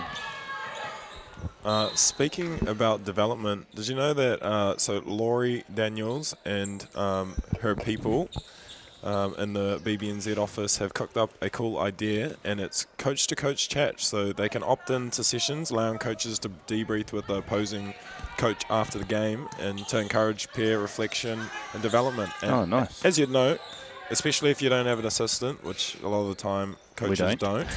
It's a lonely sport. and you can, catch yourself talking to yourself. And, hey, shout out to Dooley. Yeah. She's worked hard. Deserved whole game. Every bucket of that in her Essex, I believe. Yeah, you see a lot of the girls opting for, like, the netball Essex. So I've seen some girls be cooking in those Essex as well. So they must be. Yeah, White Jennings had a video of her cooking in Essex on TikTok. Yeah, White Jennings, she always used to wear those, eh? Where's she at the moment? She's at Alabama. Alabama. Yeah. Transfer from Baylor to Alabama. Shout out to all the whānau that are in America, or applying their trades in college. And she was a St. Peter's girl? Yes, I think she was the one where they won Charlize's last year. They had a good team. Charlize. They played Hamilton in the final there with River. Oh, man. I remember watching them duel all year. That was a game, that one. It's kind of like Tauranga and the Mount. They've been dueling all year, and it's just whoever kind of gets it. It's just a kind of a coin toss at times. Yeah, you forget some of the games that this court has seen over the years, right? Some of the finals, the Kenny Stone's son hitting the three against Palmy boys. Bro, that would have been a heartbreaker for Palmy boys, eh? What an amazing game. Who else have Brooke Roscoe and them winning their back-to-back against Fraser back in late 2000? Some of those Fraser games, and they had all the drums going and the poly beat. Oh, yeah. The Freeman 40-point game winner. Yeah. I think that was a semi-final against Fraser. Yeah. Rangi Toto. Yeah. Man, Kenny Stone, the GOAT, bro. I stole so much stuff off of him, mate. Like, as a young coach, I was just obsessed with X's and O's. We see Te Whata not finishing the game off, but hey, whānau, thanks for joining us. Our end score, New Plymouth Girls High School 111, St. Peter's Cambridge 28. So I'm going to love and leave you with my man Jackson, but appreciate it, Jackson. Cool, and stay tuned. Next up we have Menses College versus Totu, and that will be myself and Miles Pearce there. So make sure you stay tuned. That's coming up at 2:15, maybe a little bit later, just to give them some time to warm up. So check back in then, whānau. Thank you for tuning in. Funding is a real challenge. We know that a lot of schools face that ongoing, and the reality is if you go to a lower decile school in New Zealand, you are less likely to be able to afford to participate in sport. Obviously, having come through it myself with kids and being one of those kids myself who played sport, I know how much it defined who I was. And now being able to go, I can't fix it all, but we can help and try and give to those people who are going through a tough time. It's a real privilege, but for us, we want to see others get involved in this. This is not a selfish thing for Apollo. This is about how can we get, whether it's construction or other businesses, to get involved in this. There's a lot of things that kids miss out on, and so to have businesses step up and want to be involved and to help is a game changer for schools. It really is.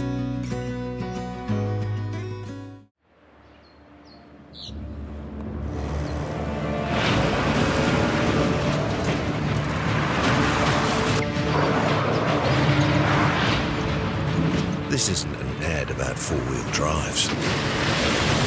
It's about knowing the place, as well as the locals. We found the place. That's a good start. Built by my great-grandfather 20 years ago. Hey. Sport is about more than just a game. It's about going from teammates to best mates. It's the high fives and helping hands. That's why Caltex is proud to help fuel school sports. The forest should never have been taken off this steep hill country that's eroding, and it makes absolute sense to afforest those hills. What we're doing here is using the exotics to help that process get established. We're looking at a managed transition process where those pines are progressively thinned as the native understory establishes. We're trying to do several things here. Soak up carbon, establish native forest, and we're trying to improve biodiversity. You're achieving an awful lot with one program of activity. Who is Israel Adesanya? He's the middleweight champion of the world. I go Pete. Don't want to boast, but we do lead the way in a lot of areas. When they hit the stage, it's like, wow. Yeah, that was a bit controversial back in the day. I'm an addict, but I didn't think it would be this hard. It's a bit funny when people say to me, oh, what are the boys up to? And I'm like, oh, hang on, I'll just get out my phone and have a look. How do we do something that we think we've lost, but maybe we haven't? There's always going to be times when I'm tempted. Natural history all around, you just can't avoid stepping on it. Just thought it was a man's job. I would go back to my hotel room and I'd be broken. It's better to be a warrior in a garden than to be a gardener in a war. This is the future. It's hard to explain the feeling, walking in the footsteps of your ancestors. The matariki season of Paki Pūmika Aotearoa, ki Māori Plus.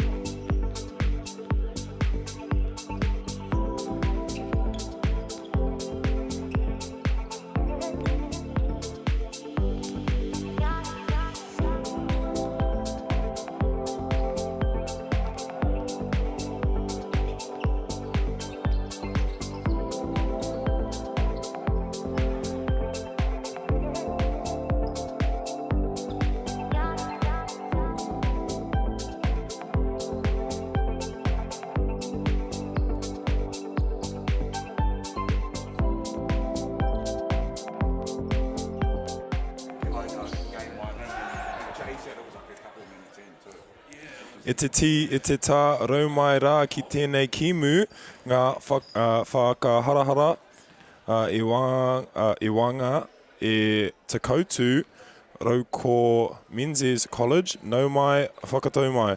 Kia ora, hello and welcome to Central Energy Trust Arena, also known as Fly Palmy. We are here at Secondary School Nationals for the championships. This is the single A boys, and my name is Jackson Fisher, and I am joined by the one, the only Miles Pearce. Mate, it's the other way around. I'm privileged to be sitting next to you. This is good. How are you? I'm great.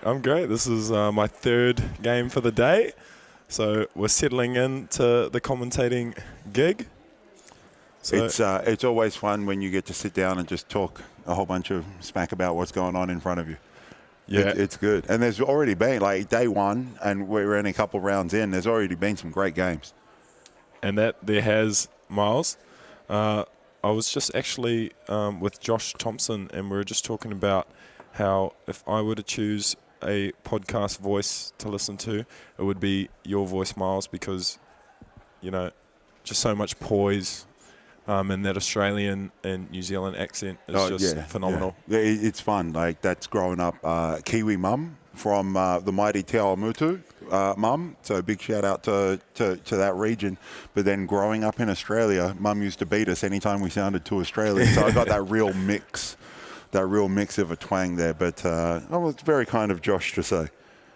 So we've got some team lists here. So I'll start us off with Menses College. We've got number 3, Roman Winiata. We've got number 11, Jacob Stuck. Number 2, Dwayne Rivas. 00, Sam Ramage. 22, Jamie Reed. 7, Benjamin Laurie. 27, Zach North. 5, Leo Lenson. 13, Maddox Dixon. And number 8, Kaiser Aguilera. They're coached by Jack Ramage, assistant coach Peyton Dixon, and manager Karina Reed. And I'll quickly put out the Totu team. Aroha mai if I get any of the pronunciation wrong. I did actually approach Coach yesterday and got him to read out the names, so I've been practicing a little bit. We've got Ahipene Werehiko, Awatere Douglas Corona. We've got Jensen Werehiko. We've got 21 Kohipo Dunn. 34 Lacone Rewete Grace. 14 Maharia Waretine. Number 35 Ngā Mata Kere Whana Ta'aiki. 30 Rico Stone. 20 Te Hika Wera Paul Pene. 48 Te Kaupua Rehua Mihaka, sorry. And 42 Te Pene Shaw.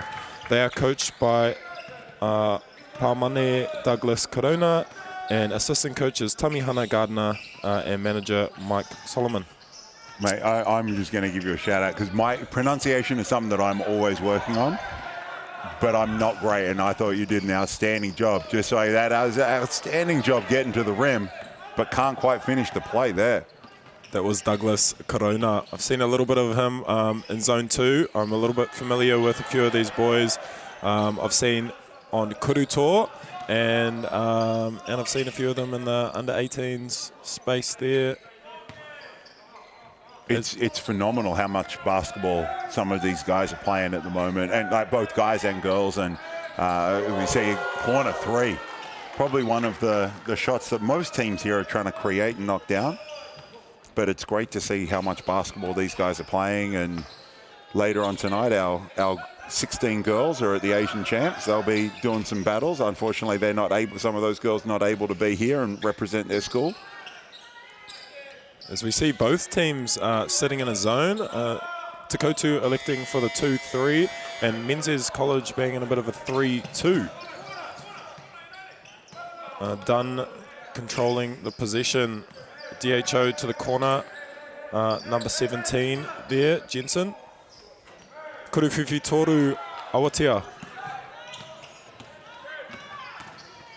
transition basketball. As you alluded to, Miles, we're seeing a lot of corner threes, a lot of, getting on the rim early, playing in transition. That's kind of the style of play that New Zealand has adopted in recent years, and internationally really as well, I'd have to say. Yeah, it's been a really interesting progression over, and you're not old enough to remember the good old days, but it's been a really good progression. And New Zealand has picked up a number of things. Now, Zika Coronel and Ross McMains had a huge impact on they were phenomenal in introducing some stuff at the tall black level that's actually filtered down through the junior programs into the schools and filtered out worldwide. So seeing those guys do their thing, and in the 2019 World Cup, it was taking it back a minute, but New Zealand actually led the world in scoring at 99 a game. And that it really was the pace that they played at, the shots that they were able to generate. And what an absolutely fantastic group that was. Yeah, Bolts basketball is kind of what they like to call that. They've branded it themselves. Lovely 45 cut there after the dry out. Follows it up, number 27 for Menses, Zach North. And it really is. That's a little bit of the European influence, sort of cut the 45 or cut the baseline on certain drives. Well, you're right, there's that 3-2 zone. Look, a little bit of high-low action there. They sweep those two guards in to shift the top of that 2-3 and just open up the high post as the other big dives on the rim there. Nice little set. Yeah, that 2-3 zone, you got to attack through the gaps, and if you can get the ball to the high post, a little mishandle, but referees have spotted some contact. But against the zone, if you can find those gaps, and that high post is definitely one of those. Distort the zone, draw them in, create some kickouts. You would have seen a bit of zone yourself, Miles, a few times. Yeah, over the years, with whether I was playing or coaching, it's a really, I love sort of being able to change up and junk up some defenses. But I've noticed already today there are some teams that are, almost Syracuse in nature, where the zone is the primary defense.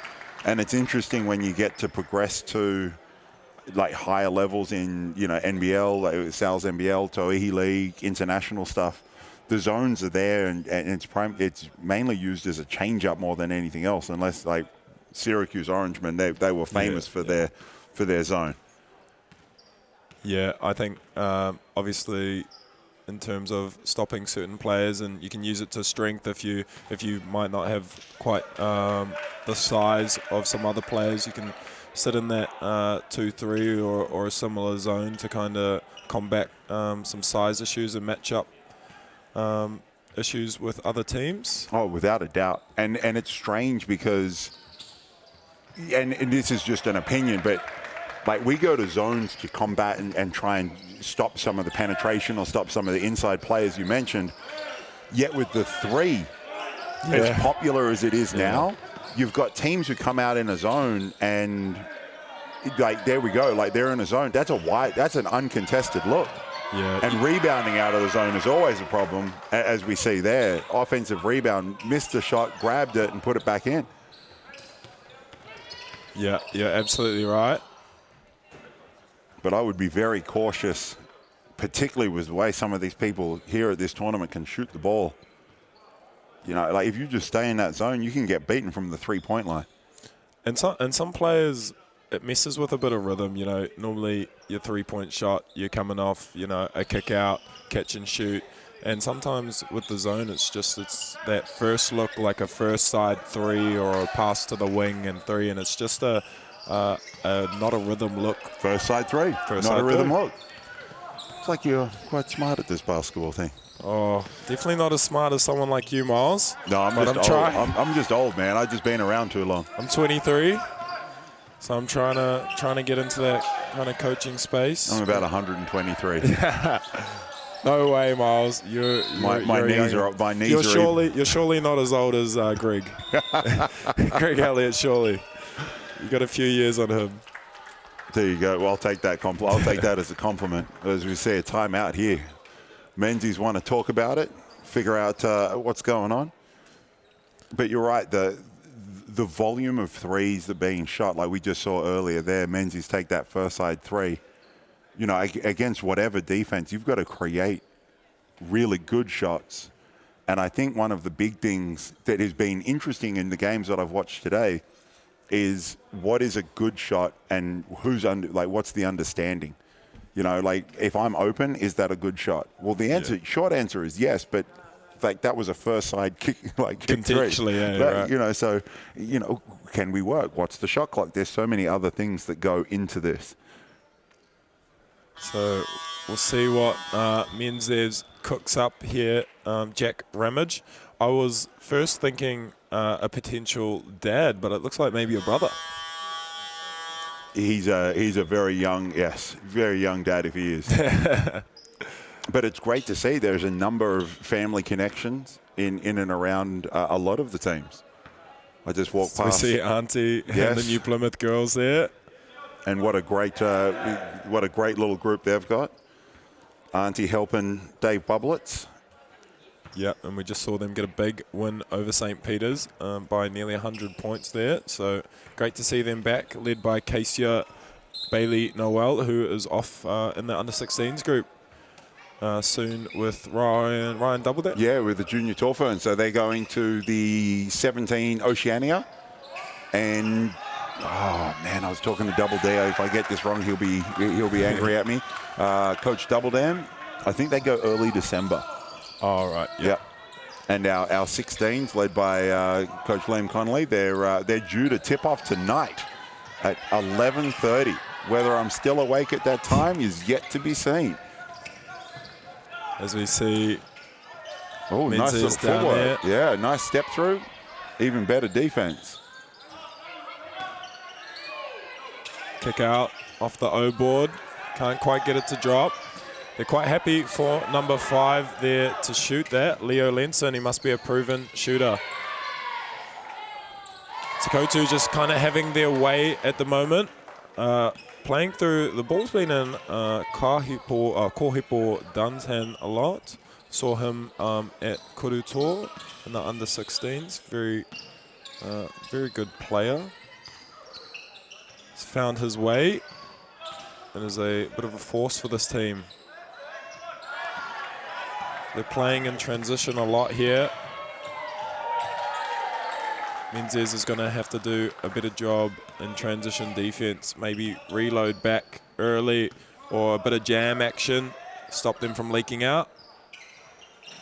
It's a tough one because those last 2 shots are the shots that, like, decent takes. Yeah. Can they generate something better? Both have been off early offense. As we see, great score. Eat into that little 10-point lead, cut it to 8. Awatere, little bump to the Euro with the right-hand finish. He sees some drop. Missed the first 3 shots, but he's one of the main scorers for this team. So they're quite happy for him to keep being aggressive. And if you're a scorer, you're going to score no matter what. And it's great to see him, you know, miss a couple early and just keep on with that aggressive, assertive mindset. Number 27 at the line, Zach North. He's been all over the boards. Has that, like, the knack for rebounding. Have you probably had a few rebounds in your career, Miles? 1 or 2? 1 or 2. 1 or 2. It's always fun. I had the privilege of coaching with Nick Horvath. And, you know, we used to tell the kids that between us we had, I think it was 5 as we speak. Nick Horvath's walking across the baseline. Former Duke captain, tall black, championship winner. And, you know, Nick and I were coaching together, and it was funny. We got to say that we had 6 rebounding titles and the rebound record here in New Zealand. I didn't have the heart to tell everyone that Nick had 5 of those 6.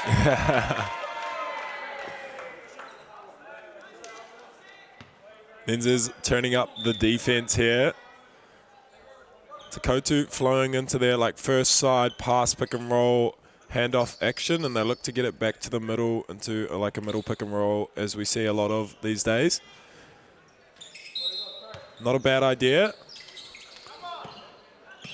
No, just trying to create early advantages, as we see. Another good bump on the ground to create space. Probably gets away with a little bit of a hikoi there. Offensive toot-upper not on. Leak out in transition. D-trans, very good for Totu. And I've been able to, have a go at Totu a few times with my various school teams throughout the years, and they're just always a force of energy. With these kaupapa Māori schools, the effort is never in doubt. As 22, Jamie Reid drills the corner 3. Menses settling in a little bit here, Miles. Yes, and I agree. I had the opportunity to coach in some single A stuff some years ago with Manakura, and you're right, Totu, boys and girls, bring a level of energy that they play with, and it's always great to see. A little mishandle on the break, turn it over, but turn it over back. Oh, double O, and I'm gonna count that as an assist for Sam Ramage. Threw it off the backboard on purpose. Yeah, and 2, Dwayne Rivas cleans that up. A lot of gaps in this Menses defense that Totu is looking to explore. Some great reads. And that it's great to see so many kids that are smart in these situations. Like, hey, I've got the space here, I've got a drive here, whatever the situation calls for. The decision making at this tournament that I've seen so far has been really good. 100% here as we see Kahipo done. Commentators curse Aroha mai Kahipo.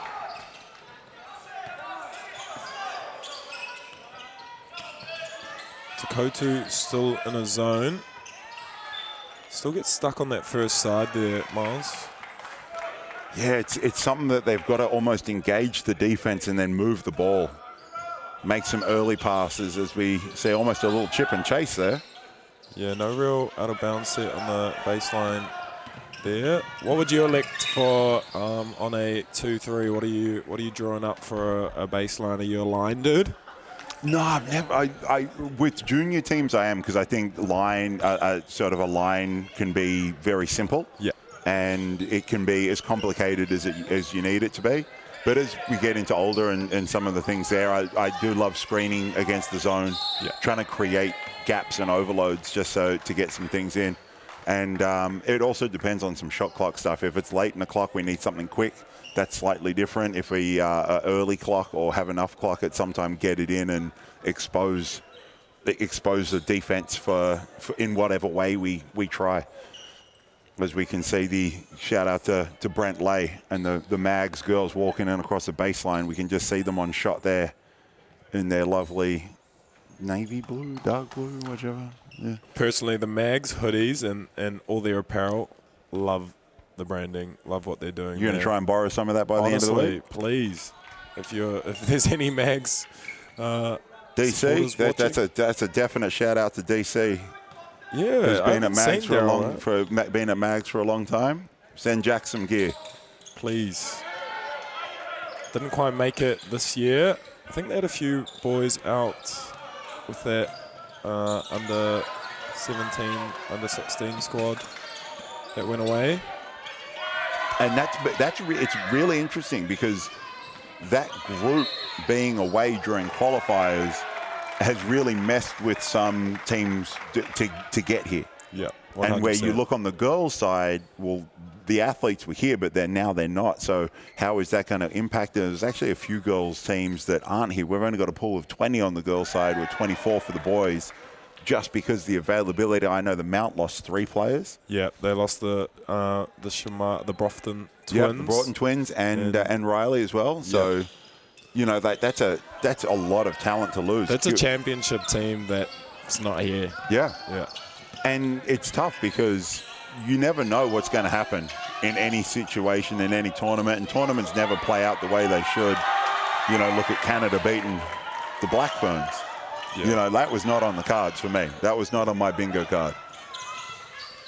22, Arapene Wirehiko. Crap. Number 20, Te Hika Wera Paul Pierce just leaves it short off the tapa. Yeah, we're seeing a bit of a 1-2-2 look from Totu, just trying to get that trap just over half court. Not a bad idea because they can't pass it backwards. Just throwing off this Menses team a little bit. Awatere leads the break. Scores over 3 there to end the quarter, Miles. What'd you make of that one? It's tough. I think that press that Totu are throwing in there are trying to get the ball out of certain guys' hands. Like you can see Ramage is really good, and he's one of the guys that's going to set the tone for Menzies College, but he really can't do that if the ball's not in his hand. So great defensive pressure, holding Menzies to 14. They're going to have to come up with something to combat that press and try and get some extra points on the board. Yeah, I like some of the solutions they're coming up with, like their set for the 2-3 wasn't too bad. Some good looks, but I think they're just kind of, as we alluded to, just getting a little bit baited and rushed, especially since Toku's put on that press there, and they can't seem to get it kind of to that second side. So probably what they're going to talk about in here, and we'll see what they come out with. Be interesting to see if they have a press in their bag or something to throw up to put Totu on the back foot. Yeah, and it's tough because a lot of Totu's offense came from mistakes or early shots, long rebounds, whatever it was, that got them out and running.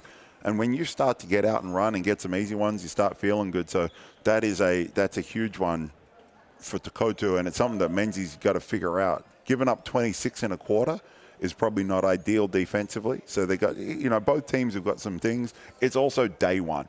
Yeah. So it's the fun and games of day one, and there's already been some crazy results across the board. Yeah, some upsets. Yeah. I'm just having a look now. Totu's second game of the day. And yep, Menzies had both second game of the day here. Menzies, I'm not sure on the result, but I'd say they would have gone down to Te Aroha, which is a championship caliber team here, led by Puke Linden and Tash Linden and their son Vince. And supporting cast. I did see Puke just before I came up into commentary, and I was, hey, where's the boy? He's like, oh, he's at home. He's just resting. We don't play till a little bit later. So Vince, get out of bed. Yeah. No. Awesome whānau is the Linden whānau. A lot of influence on basketball, especially in the Waikato region. Formerly at St. John's College, where I was able to be mentored a bit by Puke. So, and continues to give me tips here and there. So, including commentary, gave me a bit of background on you, Miles. Well, only had good things to say. Puke was a fierce competitor. I love playing against him, and it's great to come to these things because in the walk, I was just out the back watching some games, but in the walk from out the back to here, ran into Puke, to Dave Hopoi, yeah, Brendan Polyblank, George Leafa. There's some guys here that. Yeah. Nick Horvath was here. It's Lindsay. Just get a run going. Well, I don't know if run would be the exact terminology. Brisk walk. Yes, it would be a definite up-tempo, strategic shuffle, is possibly. But it's great to see so many guys here that played at a high level and are now giving back to the game in a number of different ways. Yeah, a lot of experience and prowess in the building here. Little drop off, great give back. Menses coming out with a bit of intent here. They've shown some purpose to get the ball down to the low block. That was a great little drop off there. I'd love to see that one there just be almost like a little push, catch push shot. he gets to the foul line by jumping into those guys and created that. That kind of second level of scoring. Yeah. Right. Hey, I know you know a few things about a jump hook, but where is that in the game anymore, right? You don't see many big men, banging on the low block, putting up the jump hook for an easy one. It's funny. The game has evolved, and like you watch the NBA now, there are certain positions in the NBA, or certain types of guys in the NBA that just don't exist anymore. Like Ricky Rubio is an amazing point guard, but as a non-shooting point guard, there's just not those dudes in the league anymore. Or the like Zach Randolph back to the basket 4-man. Yeah. You know, like there's certain Zach types Randall of was tough on the block. You know, Zebo was ridiculous. I loved watching him play, but there's certain positions now that have just changed to, like, if you can't do this, there's not really a job for you in certain teams. And now, watching some European stuff, that's the post is more relevant. And watching some NBL stuff, I got to watch some of that. Yeah. Oh my God. Jokic. Now Sengun, for me, the Rockets, I loved them watching them last year because they were more effective and more efficient when they ran Sengun and Steve together. Yeah. The numbers don't lie. So having two bigs that don't shoot, that's unheard of in today's modern basketball. But the Rockets did a great job. Really looking forward to see what they can do now that they've picked up, what's that guy's name again? Oh, Durant. The snake himself. Nah. As we see, Totu here. Oh, you're just such a good... It's so easy to talk to you, Miles. I'm just... I've got to remember, I've got to call a game here. Yeah, we're calling the game. We're here calling the game. My whānau. As we see, 14-27, Totu leads. And that shot is good, getting off 2 feet, and we see that there, getting to the foul line. Totu on the rim. It's that rim pressure from Totu that is just keeping Menses on the back foot at the moment. And whether they've had a on the rim kick out, offensive rebound, whatever it is, it's that constant rim pressure that is putting Menses' defense in almost in harm's way right now as they're down 13. Jensen Werehiko draws the hara and will go to the kuru Totu to shoot a pair of rua. Makes the first one. Yeah, it's interesting with that Sengun, Steven Adams. I think, a lot of it was even using Steven Adams, just creating more possessions. More possessions means more opportunity to score. Defensive rebounding, cleaning it up means less, possessions to defend, essentially. Number 17, Jensen Werehiko, getting them into offense here. Potentially a little bit of a legal screen there, but our referees let them play. And 22, Ahipene Werehiko goes downhill and gets an uncontested lay. Nice little attacking the gap in that zone. He's hyped as number 5, Leo Lenson. Best coverage solution is reject. Unless it's an ice, right? Yeah, you always want to try and reject coverage. But it was a great cross just to set him up and get to the rim. But you see there, the ball never really crossed the side of the floor, but the ball movement, penetration, kick out, go again, it's causing some problems for Menses. They've got to be able to contain the ball, keep it out of the paint at a level 1 defensively to try and eat into this 12-point lead. No lead is safe in 21st century basketball, is it, Miles? Not with the volume of three. As we were talking, the amount of threes and the popularity of the three, it's an insane thing. And I saw some stuff at the Zone 3 regionals, some big leads that they teams had and did not have by the end of it. As we see a couple of free throws made. As we see, nearly picked off.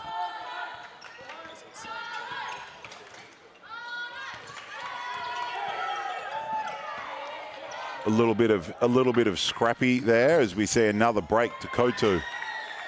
Running away with it, uncontested layup and extending the lead again. A bit of a 3-2 look from Totu now. O-board on for number 5. Lenson. And was that reverse? Knocks down the Kuruwhiwhi Toru. Yeah, and I look like they've had a couple of good looks, but haven't been able to knock one down. Hopefully that opens it up for them, and a little bit of a miscommunication there on the on-ball screen. Douglas Corona with the left-hand drive and right lay. Playing in the lanes is he, which can work out, but this time leaves the backside a bit unprotected. As we see the leak out. Well, one of the advantage that Menses has right now is they've got no real, like their guards aren't small guards and their bigs aren't big bigs. So they've got an ability to switch some stuff defensively. And they've just had a couple of communication breakdowns in the half court where people aren't quite switching or not quite showing, or it just seems that they're not quite on the same page. And unfortunately, that Totu's taken full advantage and built this 15-point lead. And Menses College Wahiki called. Did you hear a beautiful waiata being sung underneath us, Miles? I didn't want to say anything. That was me. You didn't know that? No, it was not me. It was not me. But yeah, I did. I think the Totu girls team, there they are. The Totu girls with the tautoko of the Totu boys. Love to see it. They must have just had a game, I believe. I'll just have a look on our... I do like the fact that there are teams, and Manakura has been one in the past, but Manakura boys didn't qualify this time, so it's always great when you've got the boys' side and girls' side of the co-ed schools here, because there's just instantly some support, and they make a little bit of noise, and it's quite cool to have that sort of vibe in the building where you've got some supporters, because there are some schools from all around the country that have no one. Yeah. And so it's great when you've got, even if it's your other team, it's great to have that. And if you can hear that, whānau, awesome tautoko by Totu girls. Love to see it. Was Manukura, I heard, was trying to get a spot in AA? The girls qualified for AA. Now, that Manukura, I was there for a few years. It's a school of about 180 kids. Wow. And last year, both boys and girls qualified for AA. And this year, the boys unfortunately missed out in a pretty tough Zone 3, and the girls qualified. The girls played Westlake a little earlier. See, nice little baseline set there, drawn up to get the corner 3. Number 5, Lenson cannot convert though. 0-0 to the rim. Ramage with the easy lay. He picks up Awatere, Douglas Corona. As he gets into a bit of offense, they go second side, handoff. Bit of shakes on ball action here. Menses elects for a bit of a drop or a late switch, but can't keep Awatere off the glass. He had a great toot-upper there and converted. So let's go. Explain the shake ball screen. Why is it different to a side ball screen? Shake ball screen, you've got a backside tag, so you've got 1 behind and 2 in front. You've got the option to kick on in a messy pass to the 2 side, or if the roller does a good job and rolls with some intent and draws that backside tag, you can kick out to the backside, or obviously hit the roller. Throw back to the corner. Very good. And that's just for some people who might be listening and not really understand some of that terminology. So just trying to help out there for all the people listening. it's always fun when we talk basketball jargon sometimes, and others don't know what we're talking about. Other than you, Miles, my favourite person to listen to. I've got no idea what I'm talking about. Was Zico Cornell when he was calling us. Oh, man, I was, not even into coaching yet, and I was like, bro, this is the coolest stuff I've ever heard in my life. I'm not quite the brains of Zico Cornell at all. Great pick, playing and passing lanes. That would be number 7, Benjamin Lurie. Probably the easiest one he's going to get this afternoon, but he will take that. Menzies can't quite bridge that 15-point gap. But their defensive pressure has definitely lifted this quarter. Yeah, a lot of intent. They've really raised it. They're playing aggressive. And I think, they've upped the physicality, which sometimes you can complain about calls, blah, blah, blah. But it's just, hey, boys, let's up the physicality, see what gets called. Neither teams are in foul trouble. Yes, they are, my bad. Looks like Menses is actually, the next time they foul to Totu will go to the line for Totu. But it's an interesting one, and I was chatting with Gavin Zimmerman, one of the referee coordinators earlier, just in and around how referees and teams are from all around the country. As we see, knocked down a 3. It didn't quite look like Lenson had that in his hands, but hey, he shot it. It went up and it went in. Look at that replay. See, it's so low. Yeah, a little bit of a dip on his shot. But I was talking to Gavin about this. We've got referees and teams from all around the country, and every region has its own little, the rules are either emphasized or interpreted slightly differently in each region. And so if you're a Christchurch school, you might have an Auckland and a Wellington referee. And so what you've been used to in your region and your games in each and every week, well, those interpretations of what's going on. So some areas may be a little more physical or used to up tempo or used to slowing it down, whatever it might be. So it's great to see how many teams can come here and deal with that as soon as possible, and they handle that adversity and figure out what's going on, because that is a lot to ask of some professional players, let alone some of the high school kids that we've got here. Yeah, spot on there, Miles. It is a game of adjustment as basketball. And, the reality is you're asking, some 15 to 17-year-old, tamariki to, adjust and learn on the go, which is, the beauty of sport. Because, as you know, in life, throws you challenges, and you have to adapt and make the best of what is handed to you, right?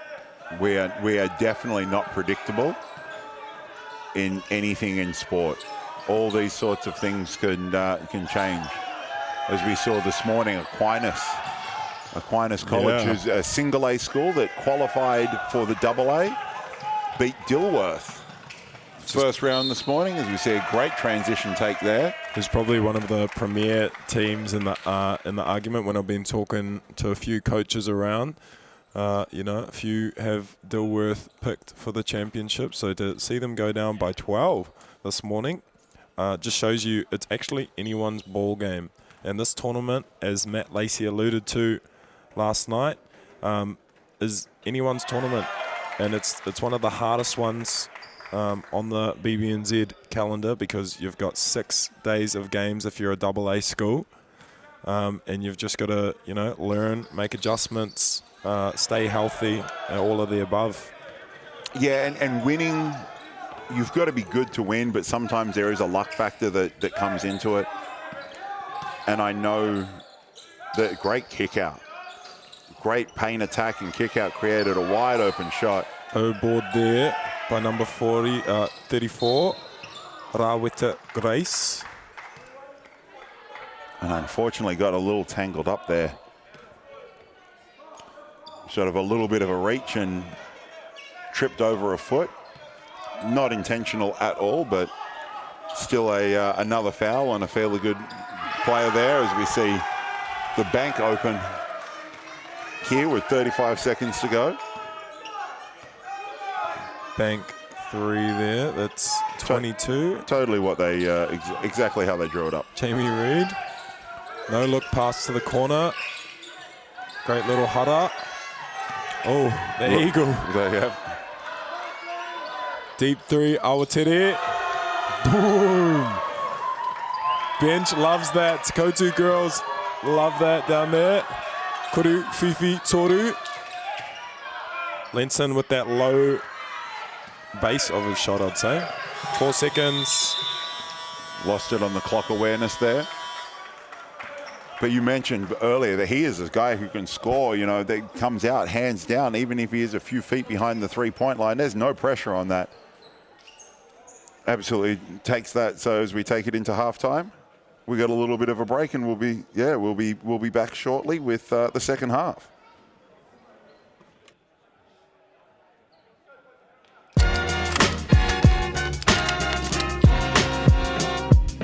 Just want to welcome everyone here today, all you beautiful Whanganui people.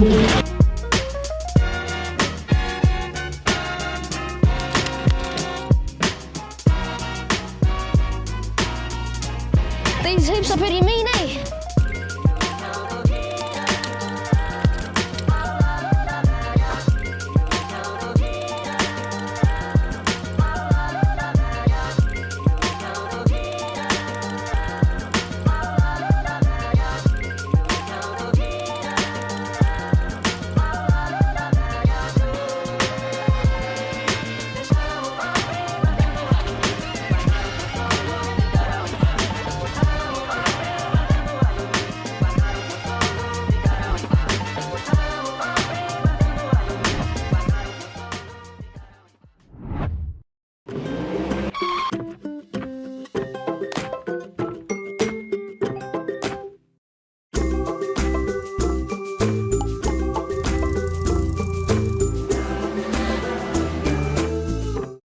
Global warming is incredibly serious. We need to cut emissions, but we need to also absorb carbon out of the atmosphere. Growing trees is the only tool we have in the toolbox for taking carbon out of the atmosphere that we can do at scale. Pinus radiata takes carbon out of the atmosphere at about 5 to 10 times the rate of native planting. And so what Nativa are doing is planting the Pinus radiata to absorb the carbon, and then they're transitioning that forest into native forests so that we get the biodiversity benefit.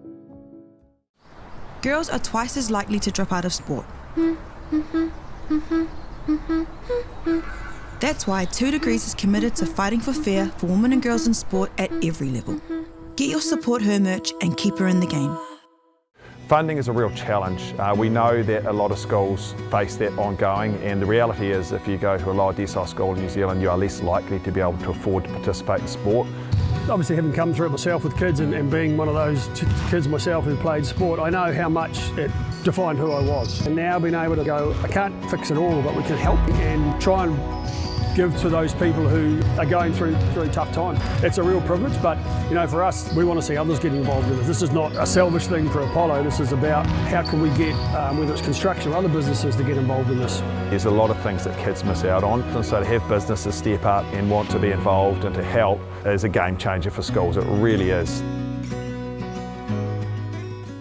Get the MΑORI Plus app. Download now on Google Play or the App Store with exclusive viewings and 100% ad-free. Quite like top tier. Watch us anywhere, anytime. Make MAORI Plus your mate and stream now. Welcome back as we get ready for the second half. Here we've got Menses versus Totu, and Totu Jack's in a commanding lead right now. And you know, if Menses can't change up some things and put some pressure on, I feel like Totu could run away with it. Yeah, absolutely. If they can't keep Totu off the glass in particular, you know, more possessions for them, more opportunities to score.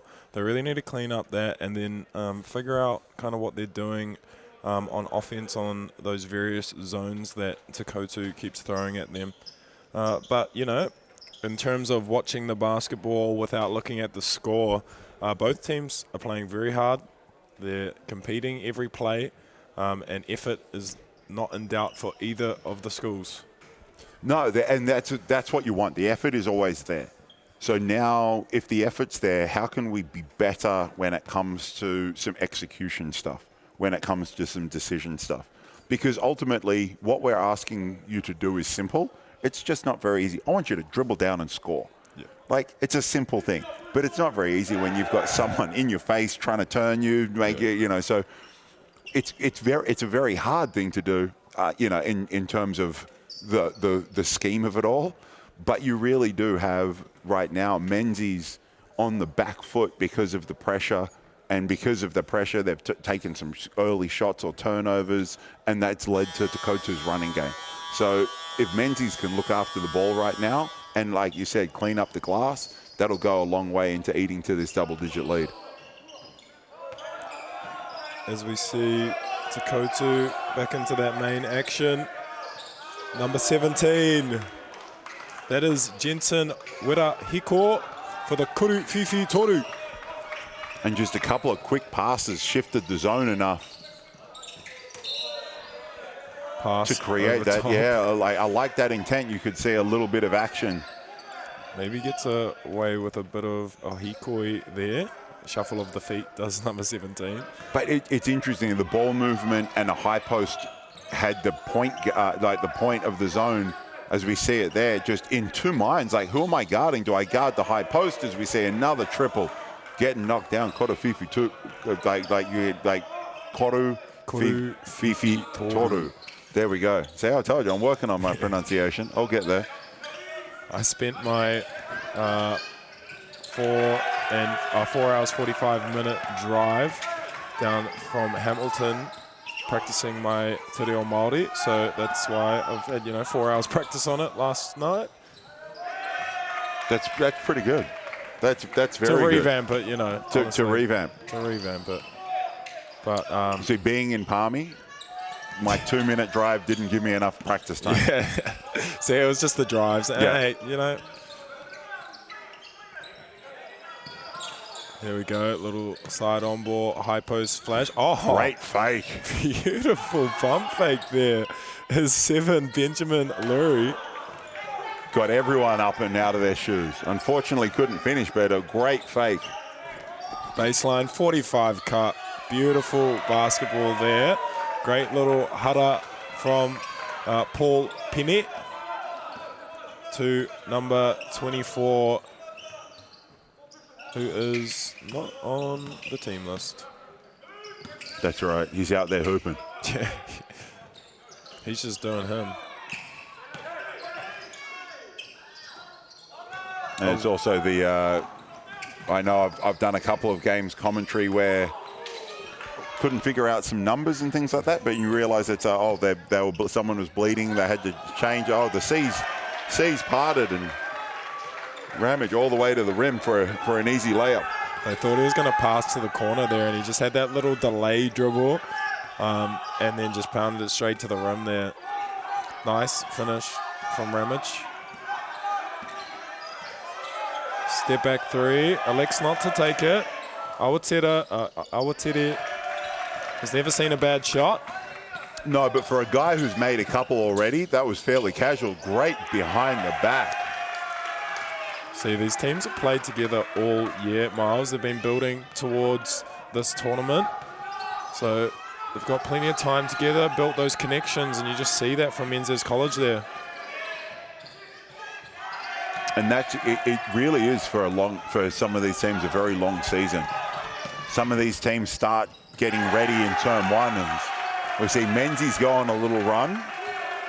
Bench energy is phenomenal from Menses. And if Totu didn't just bang those 2 Kuru Fifi Torus at the start of the quarter there, the lead would be within single digits, Miles. 100%. A great way to open up with back-to-back threes. Again, O-boards are just are killing Menses right now. But we did mention earlier that, having some friendly voices in the crowd, and Menses doing a great job bringing their own energy.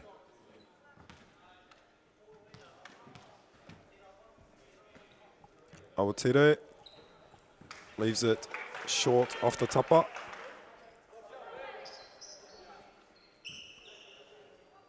He's going to make the next one, though, Miles. I'm calling it now. There you go. Whatever the reverse of the commentators. Oh, there you go. I don't know my Awatere. Oh, that. Picking that apart and transition there. I think the whole gym kind of just stopped after the air ball. They're like, beautiful move. Couldn't convert. What do they say, Miles? It's, $100 move. 10 cent finish? 10 cent finish, yeah. That one really was. We see that little high post action again. Oh, nice. He uses the right hand there too on the spin. That's actually quite a tough finish. Like to see him use the left there, but two is two. Yes, it is. And right now you'll take that. Unfortunately, the Totu answer back with the and one. So every time Menses have made a little run to eat into that lead, the Totu seems to have an answer just at the right time, whether it's knocking down a three or getting on the rim, getting to the foul line, really messing with that flow. I think the depth of Totu is going to serve a problem for this Menses team. I think the starters are pretty good. They can hold it down, but we haven't seen a whole lot of the bench so far.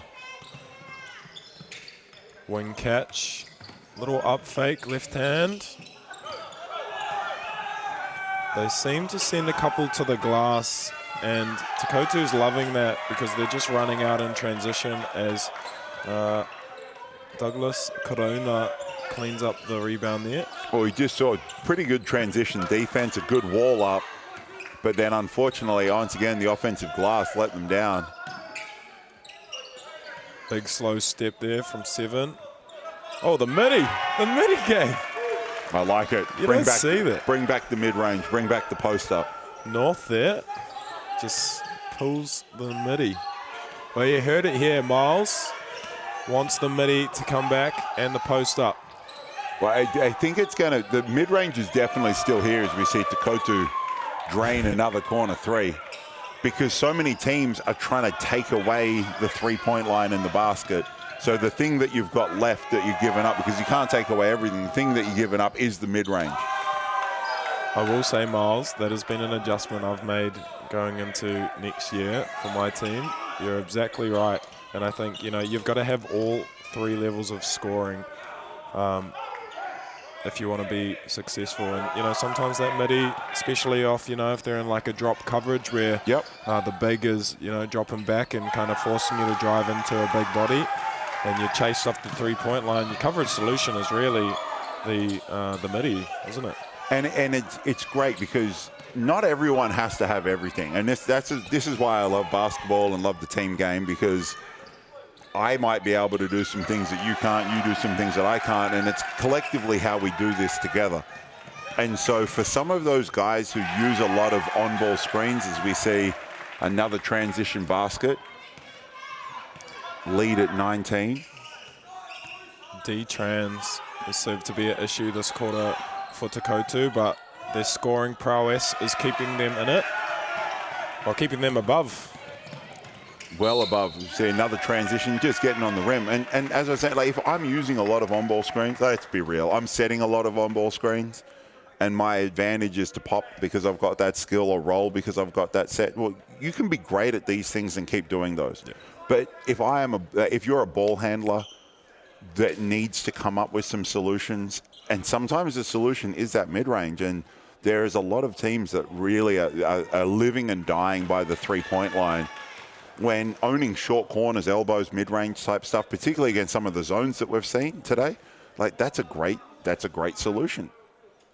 Unfortunately, it's something that it's not as cool these days to just like, hey, look at me shoot this 15 to 17 footer. Bro, go watch C Webb and his middies, an array of finishes.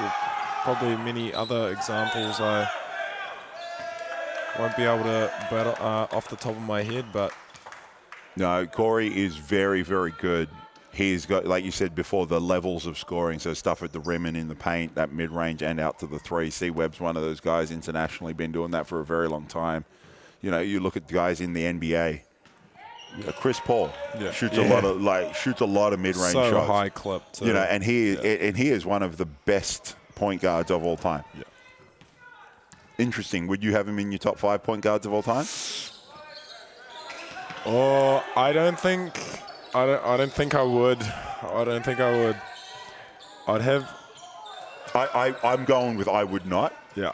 Only because of he hasn't won. He hasn't had a chip. He hasn't had the chip. You know, and John Stockton didn't have a championship. Oh, nice slow footwork. Damn. Little Laurie there getting a slow step. John Stockton doesn't have a championship, but I'd put John Stockton over Chris Paul. Yeah. Mainly because he is the all-time assist and steal leader. And I feel like that holds some weight. A couple of championships that they did not win. Nash on there. 2-time MVP. Yeah, he's it's tough. He's good, right? That Nash. What about Rondo? He'd be lower, but I do like his game. He was we were talking earlier. There's no guys like Rondo anymore. A non-shooting point guard. Yeah. Great answer right there. We're Cutting just the lead to 15. exchanging Yeah. buckets right now. Not a whole lot of defense being played here. Not gonna life on it, but the attempt is there. Oh, okay, that was mouth. Back to back, answering each other. The challenge, this third quarter is really heating up. It's a shootout down here at Fly Palmy. If you're in the Manawatu region, why are you not here? Hi there. Nice double cross. There's that mid-range we were talking about. A little strong. Just an unlucky catch there. Speaking of lost arts, strong side kick head. Just belting it down the sideline. Yeah. Defensively, it's what you want to take away. Now, it's funny you say this. So if you start coaching kids, the easiest skill to do is dribble. Yeah, true. Right? If you're I'm talking little kids. The ball is big. Yeah. Your kids are small. Yeah. So the easiest thing for them to do is start bouncing the ball. And it's unfortunately, one of the most overused skills in basketball at times. Great footwork, great kick out. Unfortunately, just couldn't quite catch and shoot that one. Ramage thinks about it. Doesn't have to think too long. He just goes up with it. Low clock, didn't hit the rim. That'll be a shot clock violation. But you're right. That strong side kick ahead. You've seen some very, very good teams here already on day one with some great transition baskets. That ability to kick ahead and create that tempo is fantastic. As we see a little middle ball screen. Teams open up. Ramage goes down, hits his head, lands awkwardly. Hopefully he's all right. Team coming to the rescue there. As we see on the replay, he just jumps and gets caught in the air. Incidental contact, though. Just comes down on his head. Hopefully he's okay. We saw that happen to Sam Meninga in the Breakers game against Brisbane. Just landed awkwardly and then missed their game against Melbourne. Yeah, they needed him too. Shout out to Sam Meninga, the Breakers guys. Hopefully they bounce back after that Melbourne road trip. Tough double to open up. That was tough. Yeah, but I mean, Brisbane lost quite big in the blitz, didn't they? In that little cup. I didn't watch a lot. I watched a few games in the blitz, not a lot, but I know the Breakers rolled through the blitz and got that win. Yeah, and then I saw the score of the Brisbane one. I was like, but you know, back in black, we'll sort it out. Yes, which is great to see. I like those uniforms, man. They're looking fresh. Yeah, very cool. Doing a good job. That new ownership. I'm doing a little bit of work with the Breakers this year, and that kind of in that junior space. Shout out to Jaden Boucher, my boss. His dad being the great Dylan Boucher. The big boss. The big boss.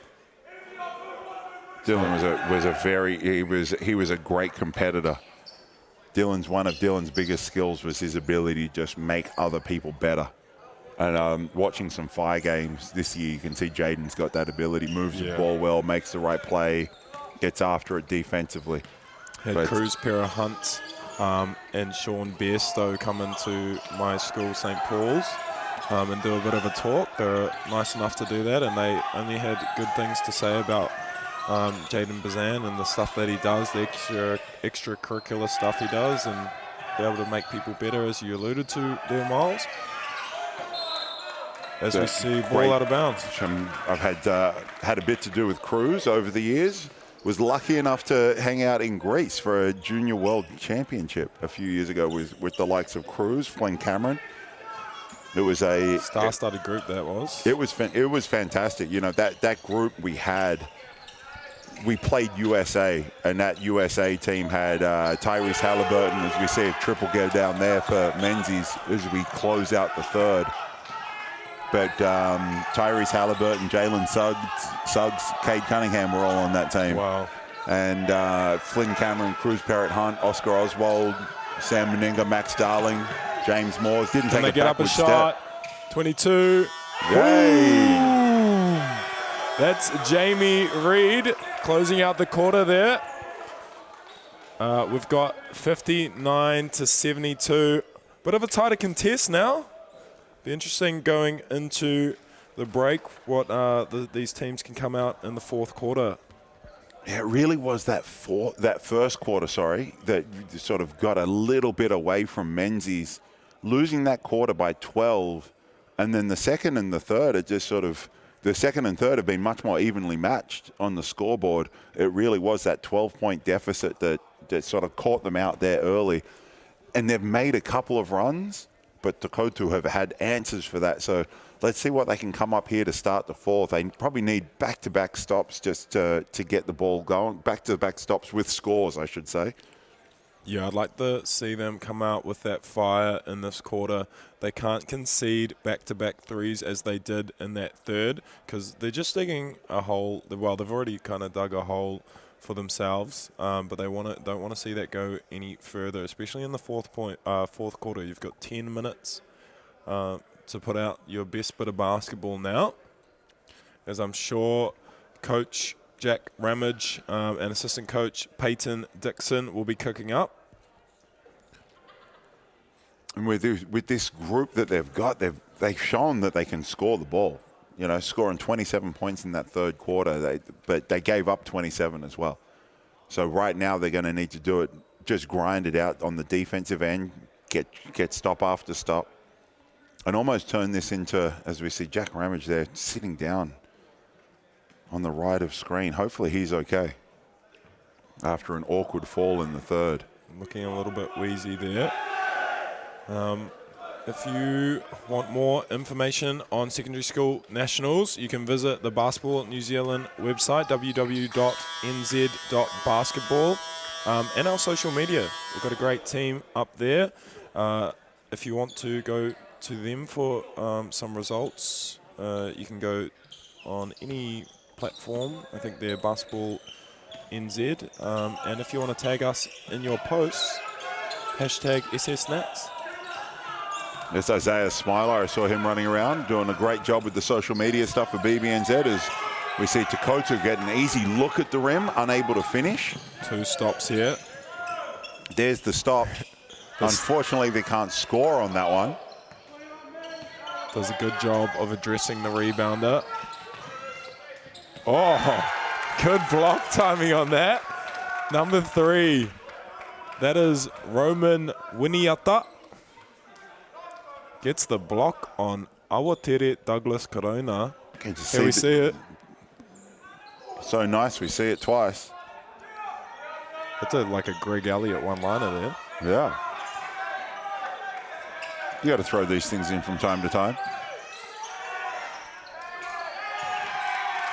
Another stop here. We've had 4 stops in a row to start the corner. Both teams coming out with some intent on defense. Unfortunately for Menzies, they haven't been able to turn these stops into scores. Which, to get this 13-point lead down, they definitely need to keep the ball out of the rim. But there's a great paint attack, great wall up. Totu on the break here. Another big block. Who else but Roman Winiata? He says, hell no.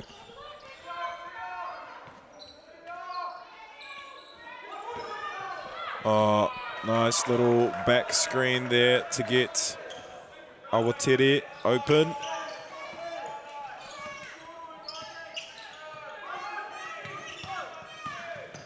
(22).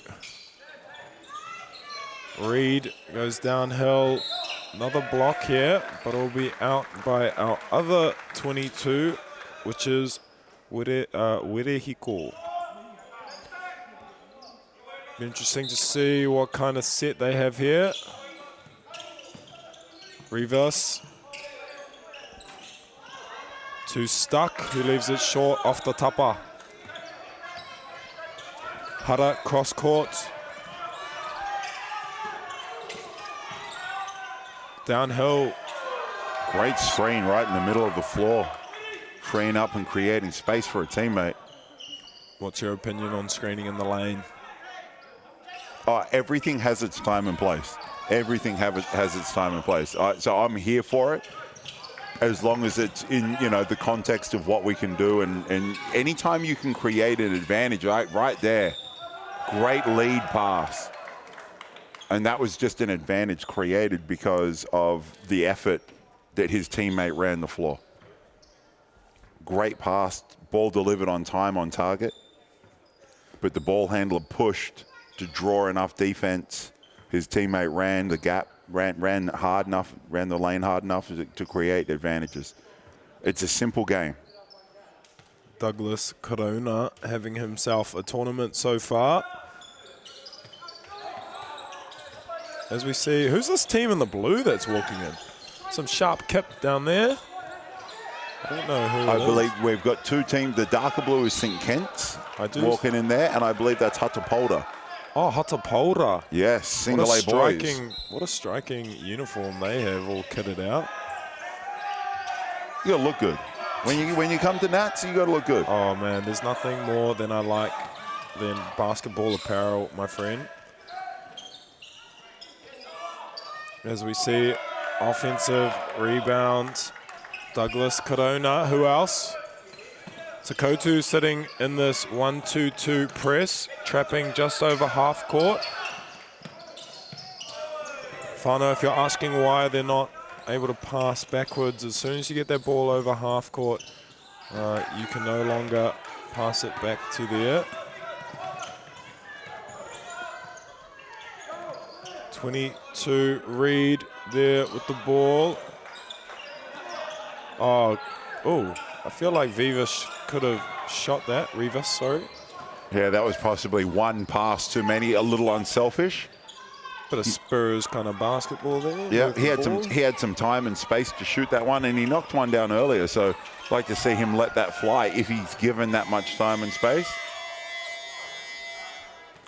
Shot clock violation. A little bit of confusion here. They still haven't stopped the game. It's okay, just a little bit of confusion by our referees here. No idea whose ball it is. Are they going to call the shot clock violation? The travel? Or the out of bounds? It's okay.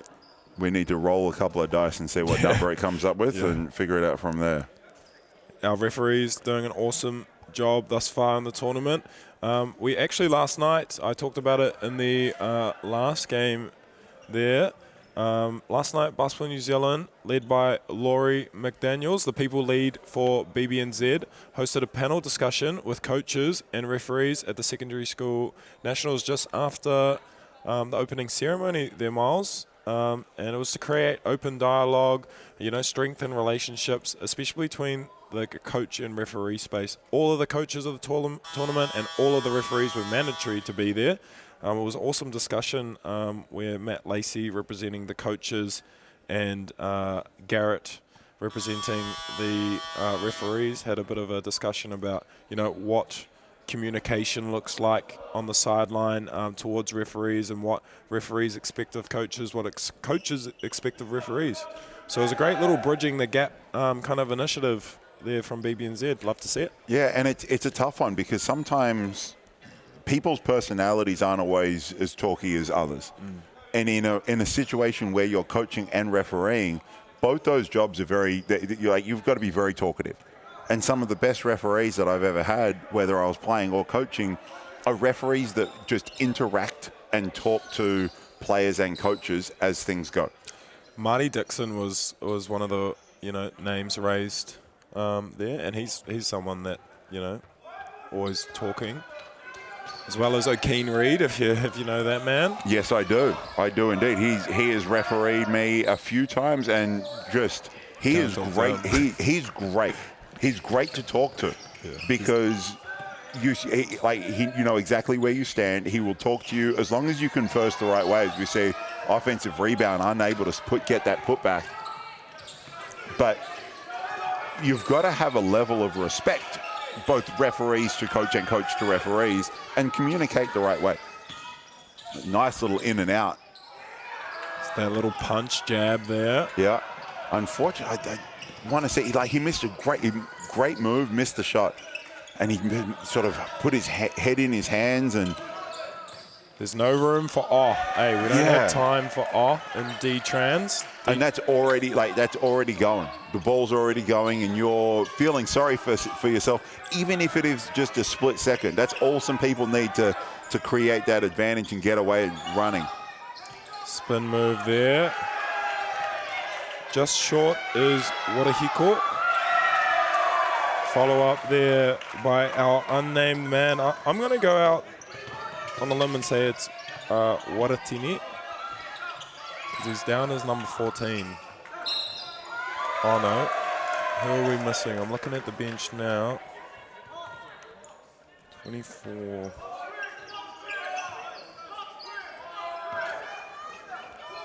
Tiakai. There you go. I reckon. There you go. Strong side kick ahead.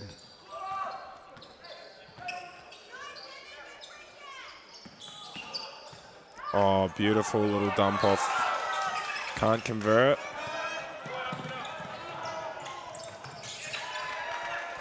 Good to see Ramage. Yeah, back on court after that awkward fall in the third. Exchanging buckets again, both these teams. And unfortunately for Menses, that's not going to help them just Totu. trading baskets. They've got to be able to get some stops.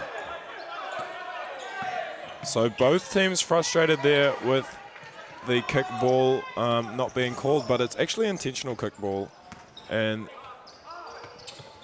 I believe I'm not mistaken, but if it's not intentional or the offense does it, then it's to an advantage. It's to an advantage, yeah.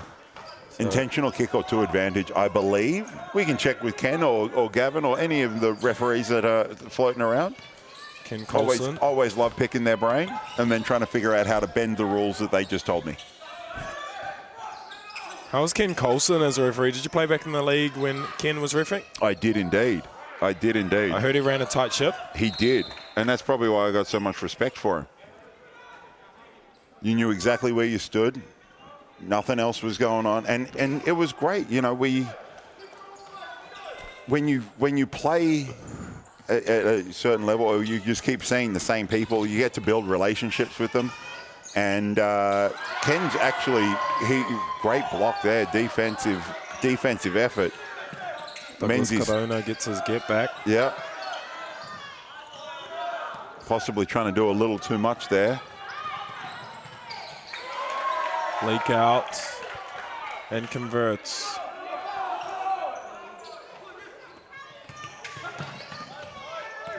But I think one of the things that everyone understands is that it's competitive. Everyone's trying to push and grow. So it's great to see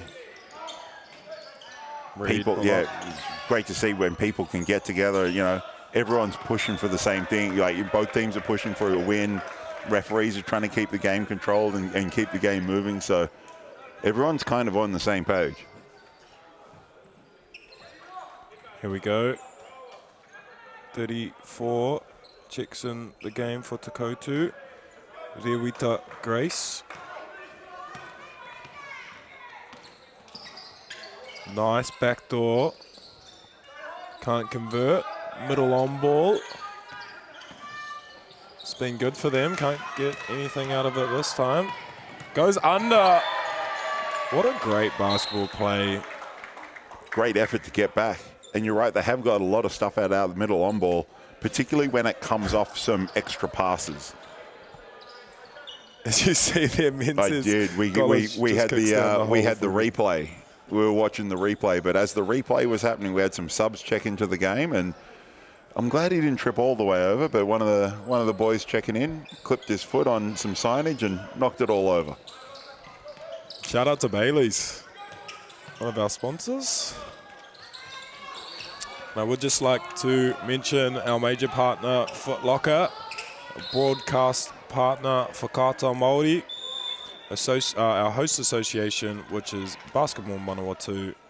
And then we've got funding partners, New Zealand Community Trust, 4 Winds, Lion Foundation, Sport New Zealand, Moulton, Bailey's, New Zealand Carbon Farming, Caltex, Apollo Projects, Sport Manawatu, Glory League, GJ Gardner, Palmerston North City Council, Inspire, and Net New Zealand Sport Collective. Thank you so much for supporting secondary school nationals. There's always a lot of people to thank. It comes down to the athletes, the coaches, whānau support, sponsors, referees. There's so many people, all the admin that goes in behind it. It's such a huge event. Kicking off yesterday with the opening ceremony all the way through to the finals on Saturday. It's such a big week, and it really wouldn't happen without the support and effort from so many different people and so many different avenues. Yeah, and especially shout out to our whānau out there. All these whānaus working extremely hard to, support these boys, to get them out playing, get them to trainings, get them to games, fund these types of things. Couldn't do it without our whānau. So thank you on behalf of the players and the boys for your hard mahi. So if you're watching at home, mahi to you, whānau. So with 63 plays 86 with 2:28.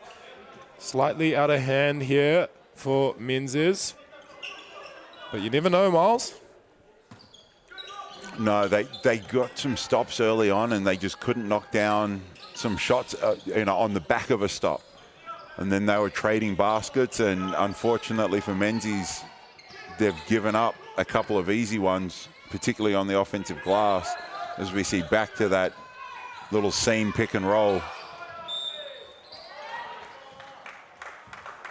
Hara called there on number 7, I believe. Potentially his 5th foul would be his 5th. That is Benjamin Laurie, fouled out for the game. He's been everywhere, especially on those boards. Some impressive finishes around the rim.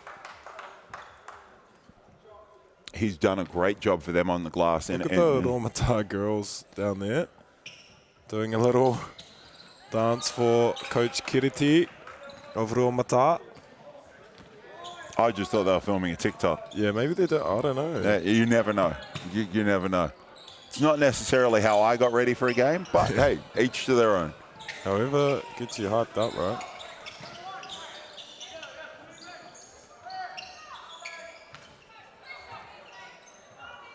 Totu getting into offense here. Coaches say use the shot clock. Picks it up. Nice little find inside. Stays in bounds. Lenson's pushing. Tries to draw the hara. Can't connect. 15. 15 has a knack for the rebound there. can't quite find. I don't think he's on the team list. Is 15. Or is he 13? Is that Dixon? That is indeed, actually. He's down as 13 on our list. But Dixon grabs the rebound, works hard, goes up with the left too. Impressive. Left hand, left side. Or is he a lefty? Okay, he's a lefty. Still impressive for some of these. Yep, still impressive. Yeah. Seeing a little bit of bench minutes now from Menses.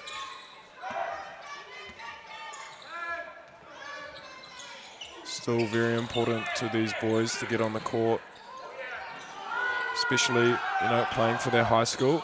It's a very proud thing to do. What high school did you go to?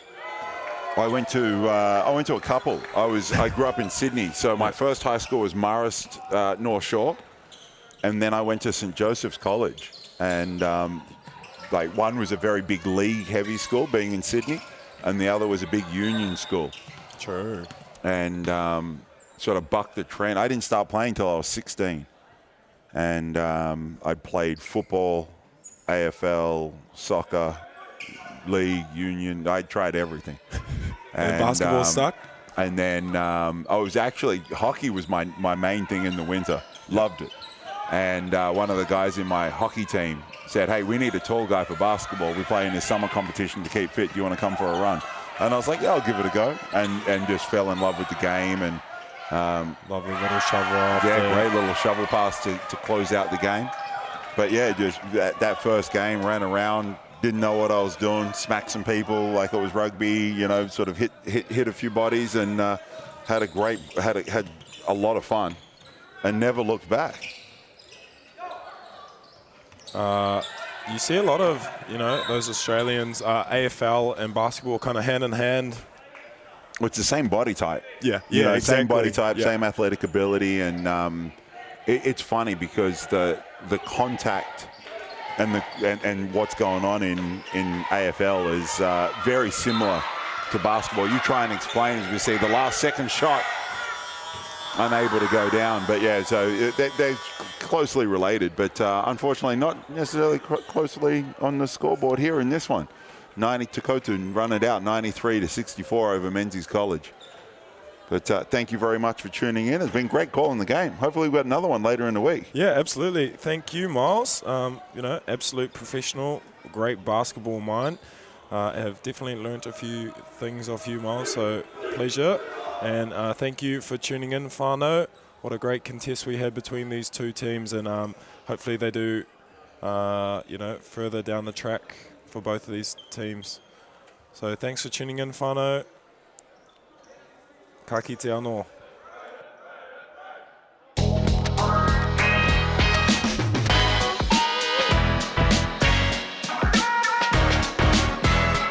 Hey, I'm Dylan Boucher from Basketball New Zealand, here at Kakaramia School. Just having some great fun with the kids here with our Hoops and Schools programs. Your school can be one of these schools, having the fun with our Tall Blacks and Tall Ferns and local NBL and Tauihi teams. Nothing but fun going on out here, prizes given away, kids making shots, laughter, fun, that's what it's all about. Over the past 2 years alone, we've managed to install nearly 50 hoops across 25 Taranaki schools in the region. Not only are we providing opportunities for tamariki and rangatahi to participate, we're also proving the sustainability of the program itself as we continue to grow momentum right across the motu.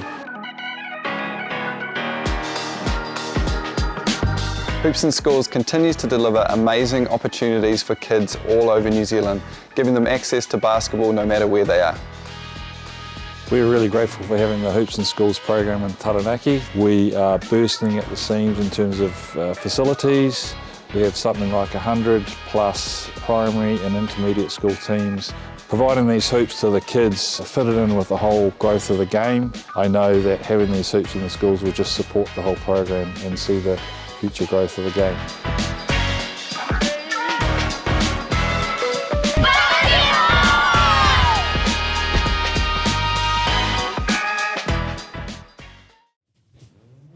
This is an opportunity that we can't pass on.